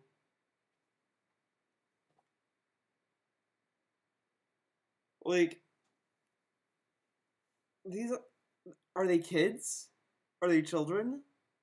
Because, like, when you are, like, in a couple for a very long time, it's not like, it's gonna be playtime forever. It's not like, oh, she's your sex slave or something. It's not like you're gonna get like fucking sex, every day. That's not gonna happen.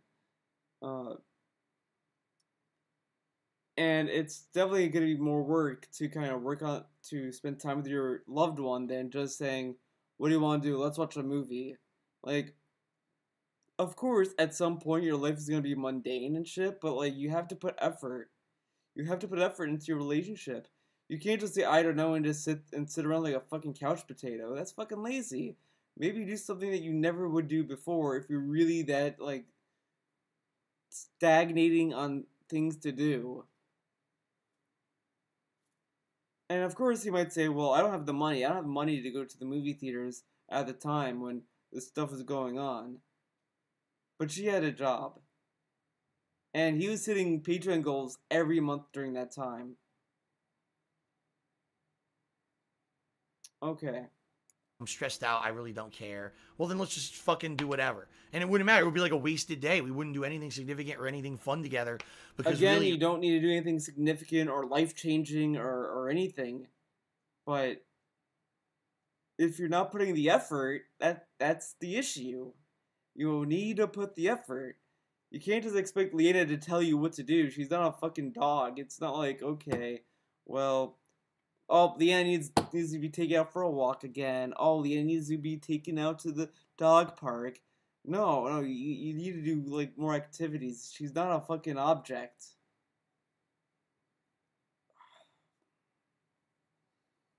Again, he just wants a slave around the house to do things. He doesn't want to do work. He doesn't want to spend time. And that new girlfriend he has, she's a slave. The moment she moves in, I guarantee that she might spend a few years with him, sure, but she will do all the work. And in time, she'll get resentment and we'll be back here. We'll be back here.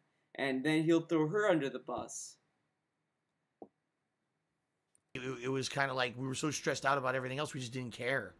And that was terrible, So what ended up happening was I had purchased an engagement ring for my ex-girlfriend almost a full year beforehand, all right?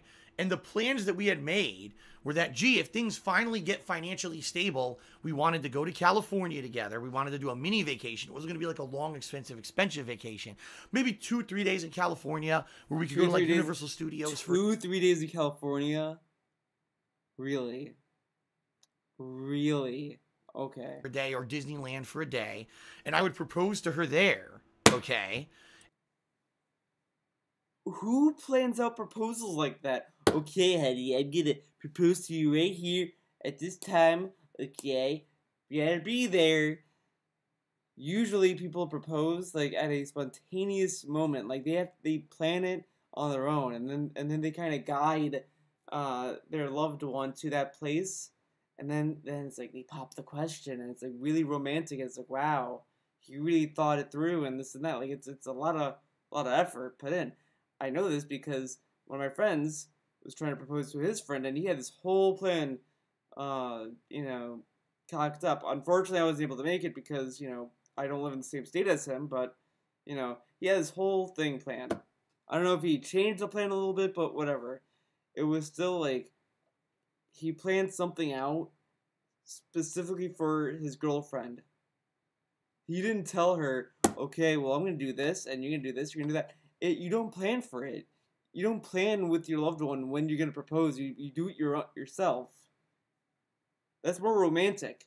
And that's, again, why Phil fails, because he treated Leanna like a dog. He treated her like a pet, like a slave. Like, she's just there, and he's just doing things to please her, and then Leanna's probably like, well, look, Phil, I think it's time for us to for you to propose to me. And he's like, yeah, okay. Well, when do you want to get proposed, and where, and how? And she's like, well, I like Disneyland. We should do that. And he's like, okay, Disneyland it is. And then it would be kind of a fun, magical event that we would remember for the rest of our lives. How would it be magical if she knew?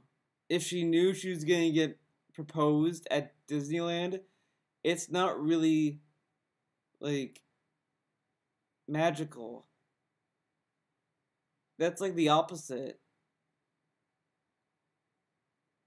That's like me like if I had a kid and then I tell my kid what I'm getting for his birthday, like, oh, Billy, I know your birthday's next year, but next year we're going to Disneyland. Are you excited? But remember, it's a surprise. Like, no.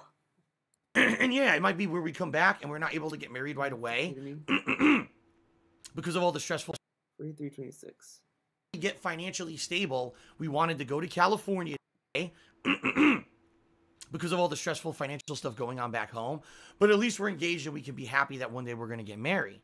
And then it was kind of like, well, time passes, more financial shit happens, we can't go, more stressful stuff happens. Now we're not going too good together, you know, to the point where it was like the ring's just sitting here and it's like, when's it going to happen? I don't know, you know, and I didn't just want, and one day I remember we just kind of sat down, we were laying in bed together and we looked at each other and oh my God, she said to me, you know what, you should just give me the ring because we're never going to find a perfect time. It seems like this is our life.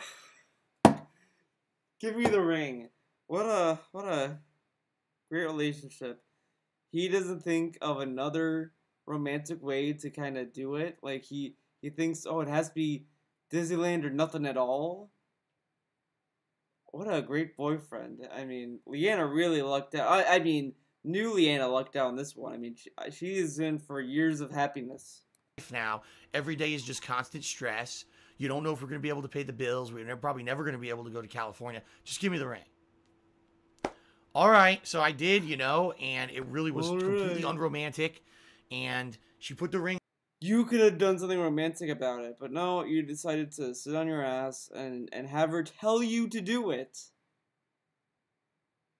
Like, think about that. You spend your life with this one person, and that person has to tell you how to propose. How sad do you have to be that you cannot read a room and decide when the time is right, how to do it, and if I can't go to Disneyland, how can I do it otherwise? That could be romantic. No, you can't do that. You have to wait until she tells you to do it. What a great boyfriend. On and we took a picture for Instagram or whatever, and that's what I mean. Like, it really wasn't legitimately, it didn't seem like it was like a legit engagement because already things had been so falling apart. Take a sip, chew the water. And a real honestly, what it felt like was more of just, like I said, a band-aid. Things were already falling apart. Quick, let's get engaged and maybe things will magically become better. Well, no surprise. We had like 1 or 2 days that were better, and then things went right back to normal where I was worried about financially, would I be able to pay everything? She had kind of more gone off and focused on her own life. She was real focused on her job at that point. She wanted to get promoted to her job and maybe go full-time, in which case if she's working full-time and I'm working full-time, now we're not even going to see each other even less, right? And so behind the scenes, things just kept falling apart, all right? Okay. Now, I'm not going to tell you the full story because there's a lot of other stuff that happened too. But basically, by late April, the whole relationship had fallen apart, all right? Within 3 weeks of us getting engaged, the whole thing had just, blown up to the point where we weren't getting along anymore. I was working, and we would have we would eat dinner together, and then we wouldn't even see, I would work again, and I wouldn't even see her because she would go to sleep because she had to work early in the morning. So I would be up at night watching stuff myself. We wouldn't even have significant time. It was like we were avoiding each other. Our schedules didn't even coincide anymore. So it really was like we were just roommates sharing a house rather than a couple, an engaged couple. And basically we had a big blow up around the end of April, a big blow up, to the point where it was kind of agreed upon that was it, that it was over. But we knew exactly what would happen. If we announced this publicly to the world, especially after just getting engaged, more negativity, more snoops in our lives, more people trying to fuck with us and find private information and be just fucking nasty to us in general. So we kind of decided together, we're not going to tell anyone. We're just going to pretend like we're still together, all right? Until a time when she's kind of moved out and things, the truth of the matter was, I didn't tell you guys that I had broken up with my ex for like almost 2 whole months after she was gone. So she had been gone for a while, and I was doing stuff by myself. And it was funny because wait.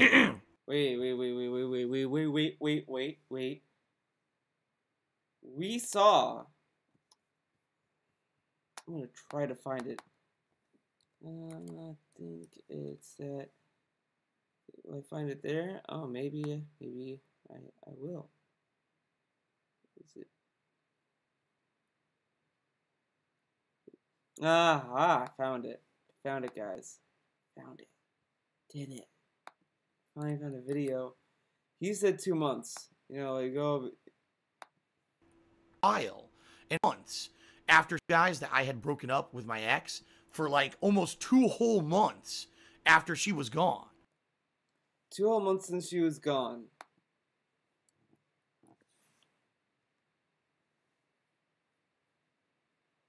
Wow, that was close. I beat this. This is by our boy Yanu. Shout out to Yanu.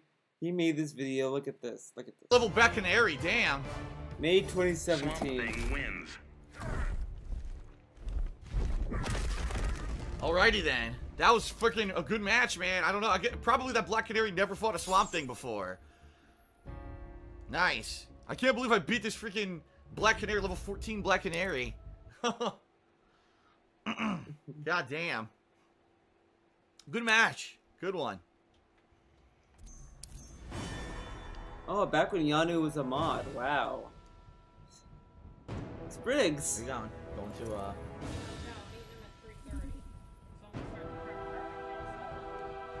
we'll be back for dinner?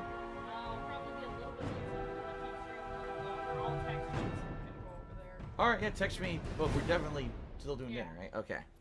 Okay. Dr. Fate. Yeah, see? Leanna was last seen in May.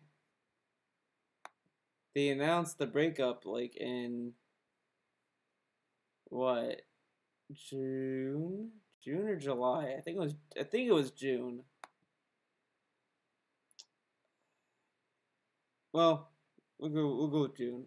So she had been gone for a while, and I was doing stuff by myself, and it was funny because I remember during that time period. All right, I was doing Twitch and Chill stream. Remember the Twitch and Chill events that I had been doing?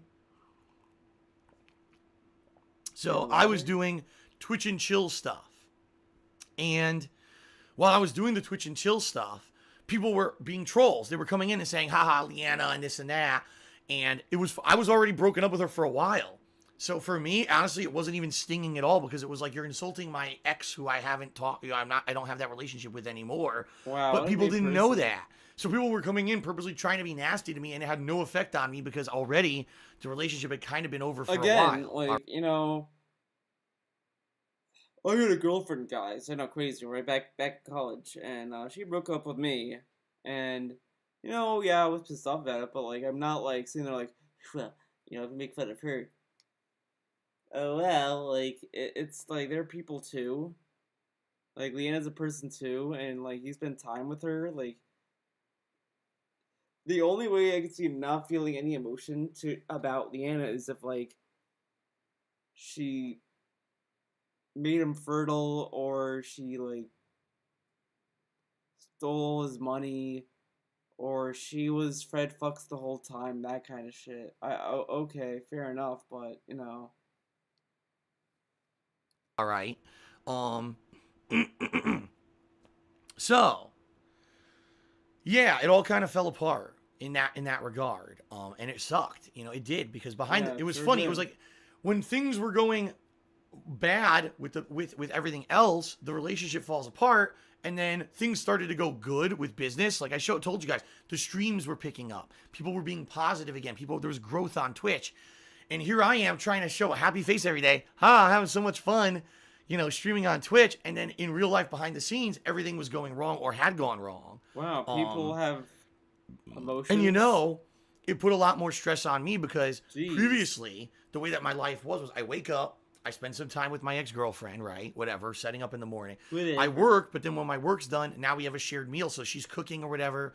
A lot of the responsibilities of the house were shared. I had more income because of her income was contributing to the house budget and everything. Scratch the beard. And then when we broke up, seriously, less money, no one cooking for me anymore. You know, it was basically no moral support. That was the other thing. If anything went wrong, I was on my own. I, didn't have anyone, again, which it's one thing when things go wrong, but you have someone to go to at night to have moral support and have someone physically be there for you to encourage you. And that completely went away from me. And it was devastating. But I couldn't tell anyone. Because if I did, I knew the negativity that would explode on the internet when all this was happening. So. Let me cough. Oh my God, wrap it up. So. Please. All that happens. And remember, during the months of April, May, June, my streams are going good. People are coming out for my streams and really enjoying the streams and everything, right? And, it's amazingly positive, but behind the scenes, my life is a mess. I'm alone. I'll be honest, guys. I started drinking, which you shouldn't do, especially when you're depressed. But I did. I started drinking. Oh, man. Who'd have thought? Way more than a person should. At night, I was getting drunk every night. I was having some issues getting to stream some days. Who would have thought he was drinking the whole time? Clearly, Yeah, okay.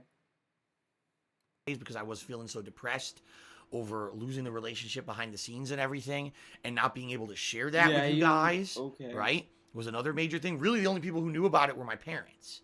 And what are they going to do? They live on the other side of the country. It's not like they could be there for any kind of support besides just telling me, we're sorry that what happened or whatever, and we're going to stick up. Basically, just keep plugging forward and life will get better for you, as much as a parent could. So all that happening, right? And if you guys remember, it basically what ended up happening was Leanna was doing very little stuff on the internet, or what she did was kind of stuff to mask the fact that we had broken up.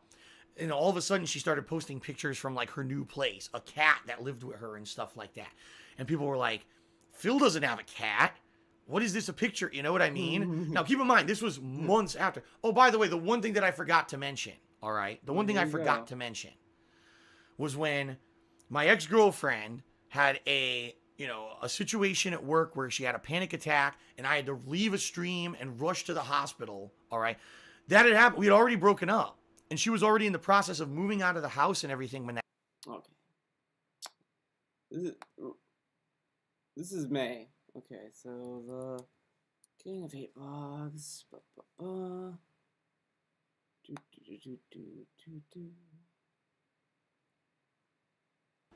Hello, everyone. I wonder... I'm gonna type in Leanna's name and see what happens. Okay. I really feel like that the emergency vlog, the A Live would have popped up. Ah! There it is. 7 months ago. So what's the exact date? May 14th. Okay. That happened, all right? And so for me, I was kind of like in a messed up mindset where, oh no, I had to leave in the middle of a stream and people wanted to know what the hell it was a family emergency, and I told people what happened. And some people took that the wrong way. Oh my God, Phil's telling people about his girlfriend's private business and all of that, all right? At that point, there was already so much fucked up stuff. I'm not going to get into it because there's some real fucked up stuff that happened between me and her before that day that had really gotten to me, all right? What? And basically, there was some very hurtful things that had happened to me, and I wasn't in the right mindset. And no, in retrospect, should I have come back that day and immediately told everyone, oh, the reason that I had to leave my stream earlier today was because, my girlfriend had a panic attack and had to be rushed to the hospital, and then I had to go there to help her or whatever. And get the car. Probably I shouldn't have done that, At the same time, you guys didn't know she wasn't my girlfriend anymore. You know what I mean? Like, you didn't know that. Isn't that great? I mean, it's just such a great American health. Nothing whatsoever useful. But and it's from Leanna's job, and they're like, I get a phone call, network or whatever, and as I'm about to get to like the climactic part, I get a phone call. I'm like, oh boy, and it's from Leanna's job, and they're like, we need you to come in right now We got a problem, you know, call us back. Because the thing is that he called, I tried to answer and I couldn't answer. As you saw on stream, I was going to answer the phone. I tried and it didn't even work. Like I missed the call. So then I had to call them back.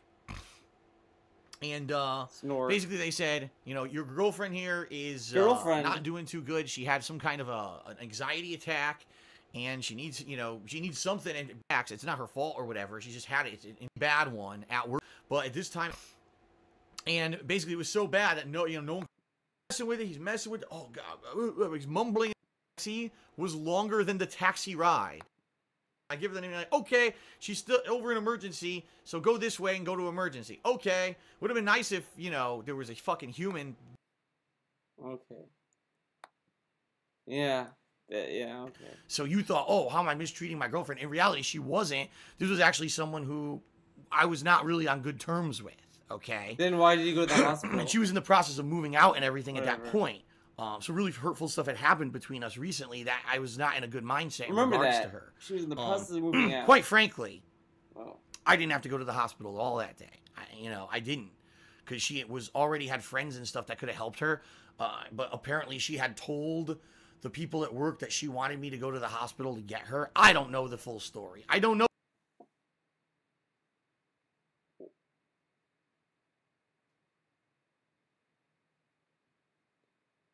Okay. That is bullshit. I'm calling bullshit on this story. It makes no sense. How does he not know? He was the one that went to the hospital. If he was in such a bad mood, wouldn't he just be like, well, why don't you find someone else to pick you up or whatever? I mean, if he was in such a bad mood. Oh, but no. Obviously, there was some reason that she wanted him, a guy that she broke up with, to pick her up. I think it would have been better if he were to say that him making that stupid emergency hate live, she probably would have still been his girlfriend. Know the full story. The bottom line is, I went to the hospital and basically she was like, yeah, you're here, whatever. And, okay, take me home. Working instead of me having to find a random and a string cheese. Now, Leanna hates string cheese, and Leanna wasn't super hungry for like a sandwich, so she ate some saltines. Good, she got something in her, and they were there for a while. She didn't want the apple juice, so we gave her the. So, where was this whole like, let's go home? And that was it. And then she was gone within another couple of days. She had completely moved out. So it's funny because, people are so mad at me. And, oh, did you hear what Phil did to his girlfriend? She had a panic attack and he told the world about it. That's mental illness and you shouldn't have exposed.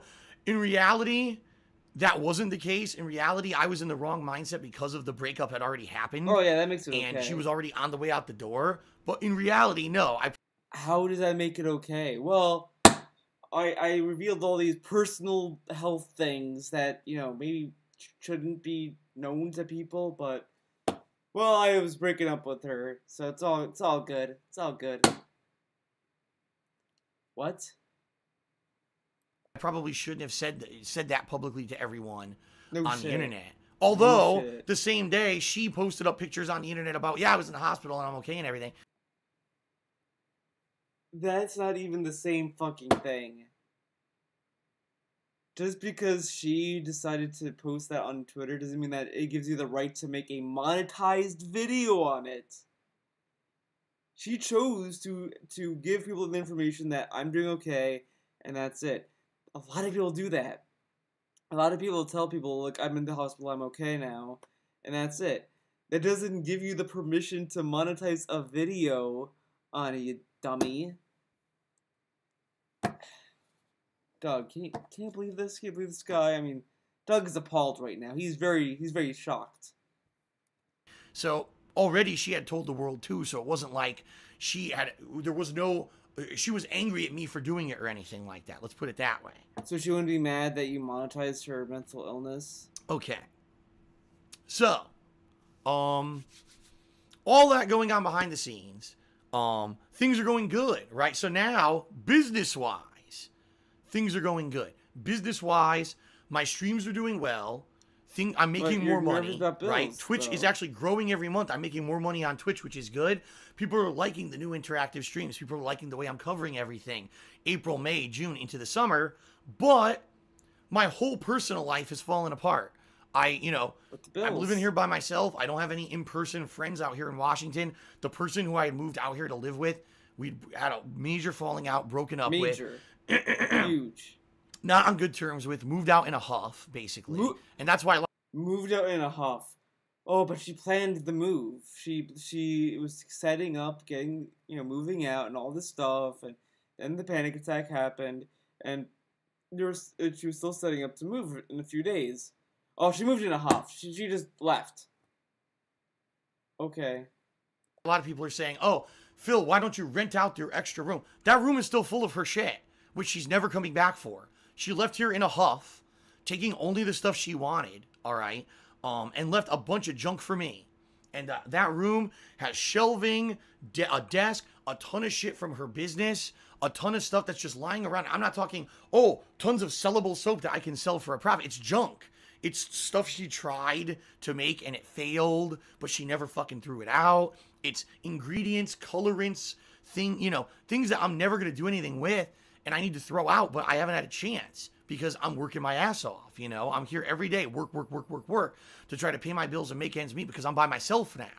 And I haven't even had a chance to clean out her office or do anything in there because I'm just too busy. And another thing that a lot of people don't understand about Washington State, like someone literally in the stream chat, just throw all that shit in the dumpster.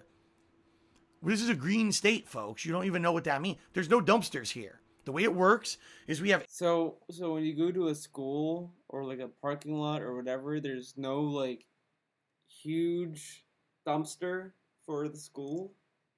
Or like you can't take it to a dump? Dumps don't exist in Washington? I mean, I know it's a green state, guys, but I mean, has to be dumps. A regulated trash removal. That means I have one trash can. This is not an exaggeration. I have one trash can that I'm allowed to fill and empty, have that be removed every 2 weeks. One trash can every 2 weeks. If I want to throw out more than one trash can, they charge me $50 per can. Okay? So just imagine that room, all the shit in that room. Okay. That's probably 3, 4, 5 cans worth of shit there. If I were to empty out that room and throw it out, I'd be like 300. If it's 4 cans, then just get a second can. Then 1 week, you get rid of 2 cans worth. And then 2 weeks later, you get rid of the other 2 cans worth. And you're done. And you'll spend, what, $100 in total, I guess? You make that in a month. Afghanistan gives you that much money every month. You're gonna pretend that Afghanistan gives you $1? $300, which I don't have, right? I'm already struggling to pay my bills to make ends meet. I don't have $300 to throw away this shit. $300. And that's how it actually works in Washington. Oh, I guess do it all at once. My plan was a little bit more cost efficient. So, okay. If I lived in Connecticut we had a dumpster. I would have literally, day one, thrown all that shit the fuck out, and I would have been using that room for stuff for the business. And yeah, potentially, if things got real bad, could I rent the room? Yeah, I can't. I'm not even in a situation where I can even clean up that room and do anything with it. That's... How would he be allowed to rent a room in a gated community? Just think about that. That's how bad it fucking is here when it comes to being green and everything. It's ridiculous, right? Ridiculous. So here I am. I'm busting my ass every day on stream, trying to do entertaining stuff for you guys. And I am, and people are loving it, and the revenue on Twitch is going up and up. But behind the scenes, my whole life is falling apart, and I can't really do anything to change things or fix things because I'm stuck here working my ass off to pay the bills, and you guys weren't even aware of what was going on behind the scenes, right? All right, well, folks, I've now talked for an hour straight. By the way, let me do a couple shout-outs. Shout out to High Tech Specs, who did a 300-bit cheer and says, it's amazing how much you've been through since you started on YouTube. You suffered and lost much along the way, but you're still here and have found a way to overcome the negativity. That's why I think everyone will work out. Everything will work out with your house. Life finds a way, as Ian Malcolm said in Jurassic Park. Never give up. Thank you very much for that, high-tech specs. And then I Have Forgotten did a 100-bit cheer and said, it's amazing how much you've been through since you started on YouTube. You've suffered and lost much along the way, but you're still here and have found a way to overcome the negativity. That's why I think everything will work out with your... Oh, wait a minute. It's the same cheer. Wow. What the hell? The guy had a sock account.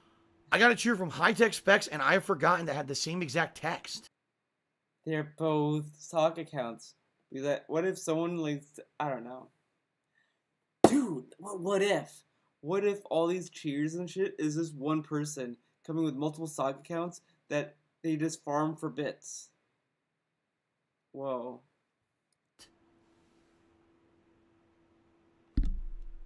Maybe that's a glitch. I don't know if that's a glitch with Muxy or whatever. That's bizarre. Thank you for the cheers, though, guys. Ucha Mahadara, 1080 did a 10-bit cheer and said Poonhammer. Okay. And very briefly, let me check and see if anyone had pledged. No one has pledged to Patreon yet. God damn. Like I said, if you guys do pledge to my Patreon, I will give you a shout out on today's stream. Okay. I'm gonna take a break. As you can hear, my voice is hoarse. I'm gonna take a break and I'm gonna make a tea for myself. And I'm gonna come back and continue because I'm not even done with my story. I'm only about halfway through the stuff that's happened this year. Okay. So I'll be back. I'm gonna take a break. If you're watching, okay, guys, that's it. Thanks for watching part 1 of this nightmare. Doug was very happy to be here. He's always happy. He's you know, I know right now it's not Christmas time and all that, and you know some people might be annoyed with Doug, but you know what? Doug is a good boy. He's a good boy. Hashtag Doug was a good boy, and he did nothing wrong. Thank you guys for watching this video. Hope you had a good holiday, as I said in the beginning. Doug, is there anything you want to say? Is there anything you want to tell the viewers at home? Merry Christmas, everybody. God damn it, Doug. It's not Christmas anymore. That's it. Sorry, guys. He's off the show forever. He's off. He's off. You know what? He can't even get the days right anymore. Can't even get the days right.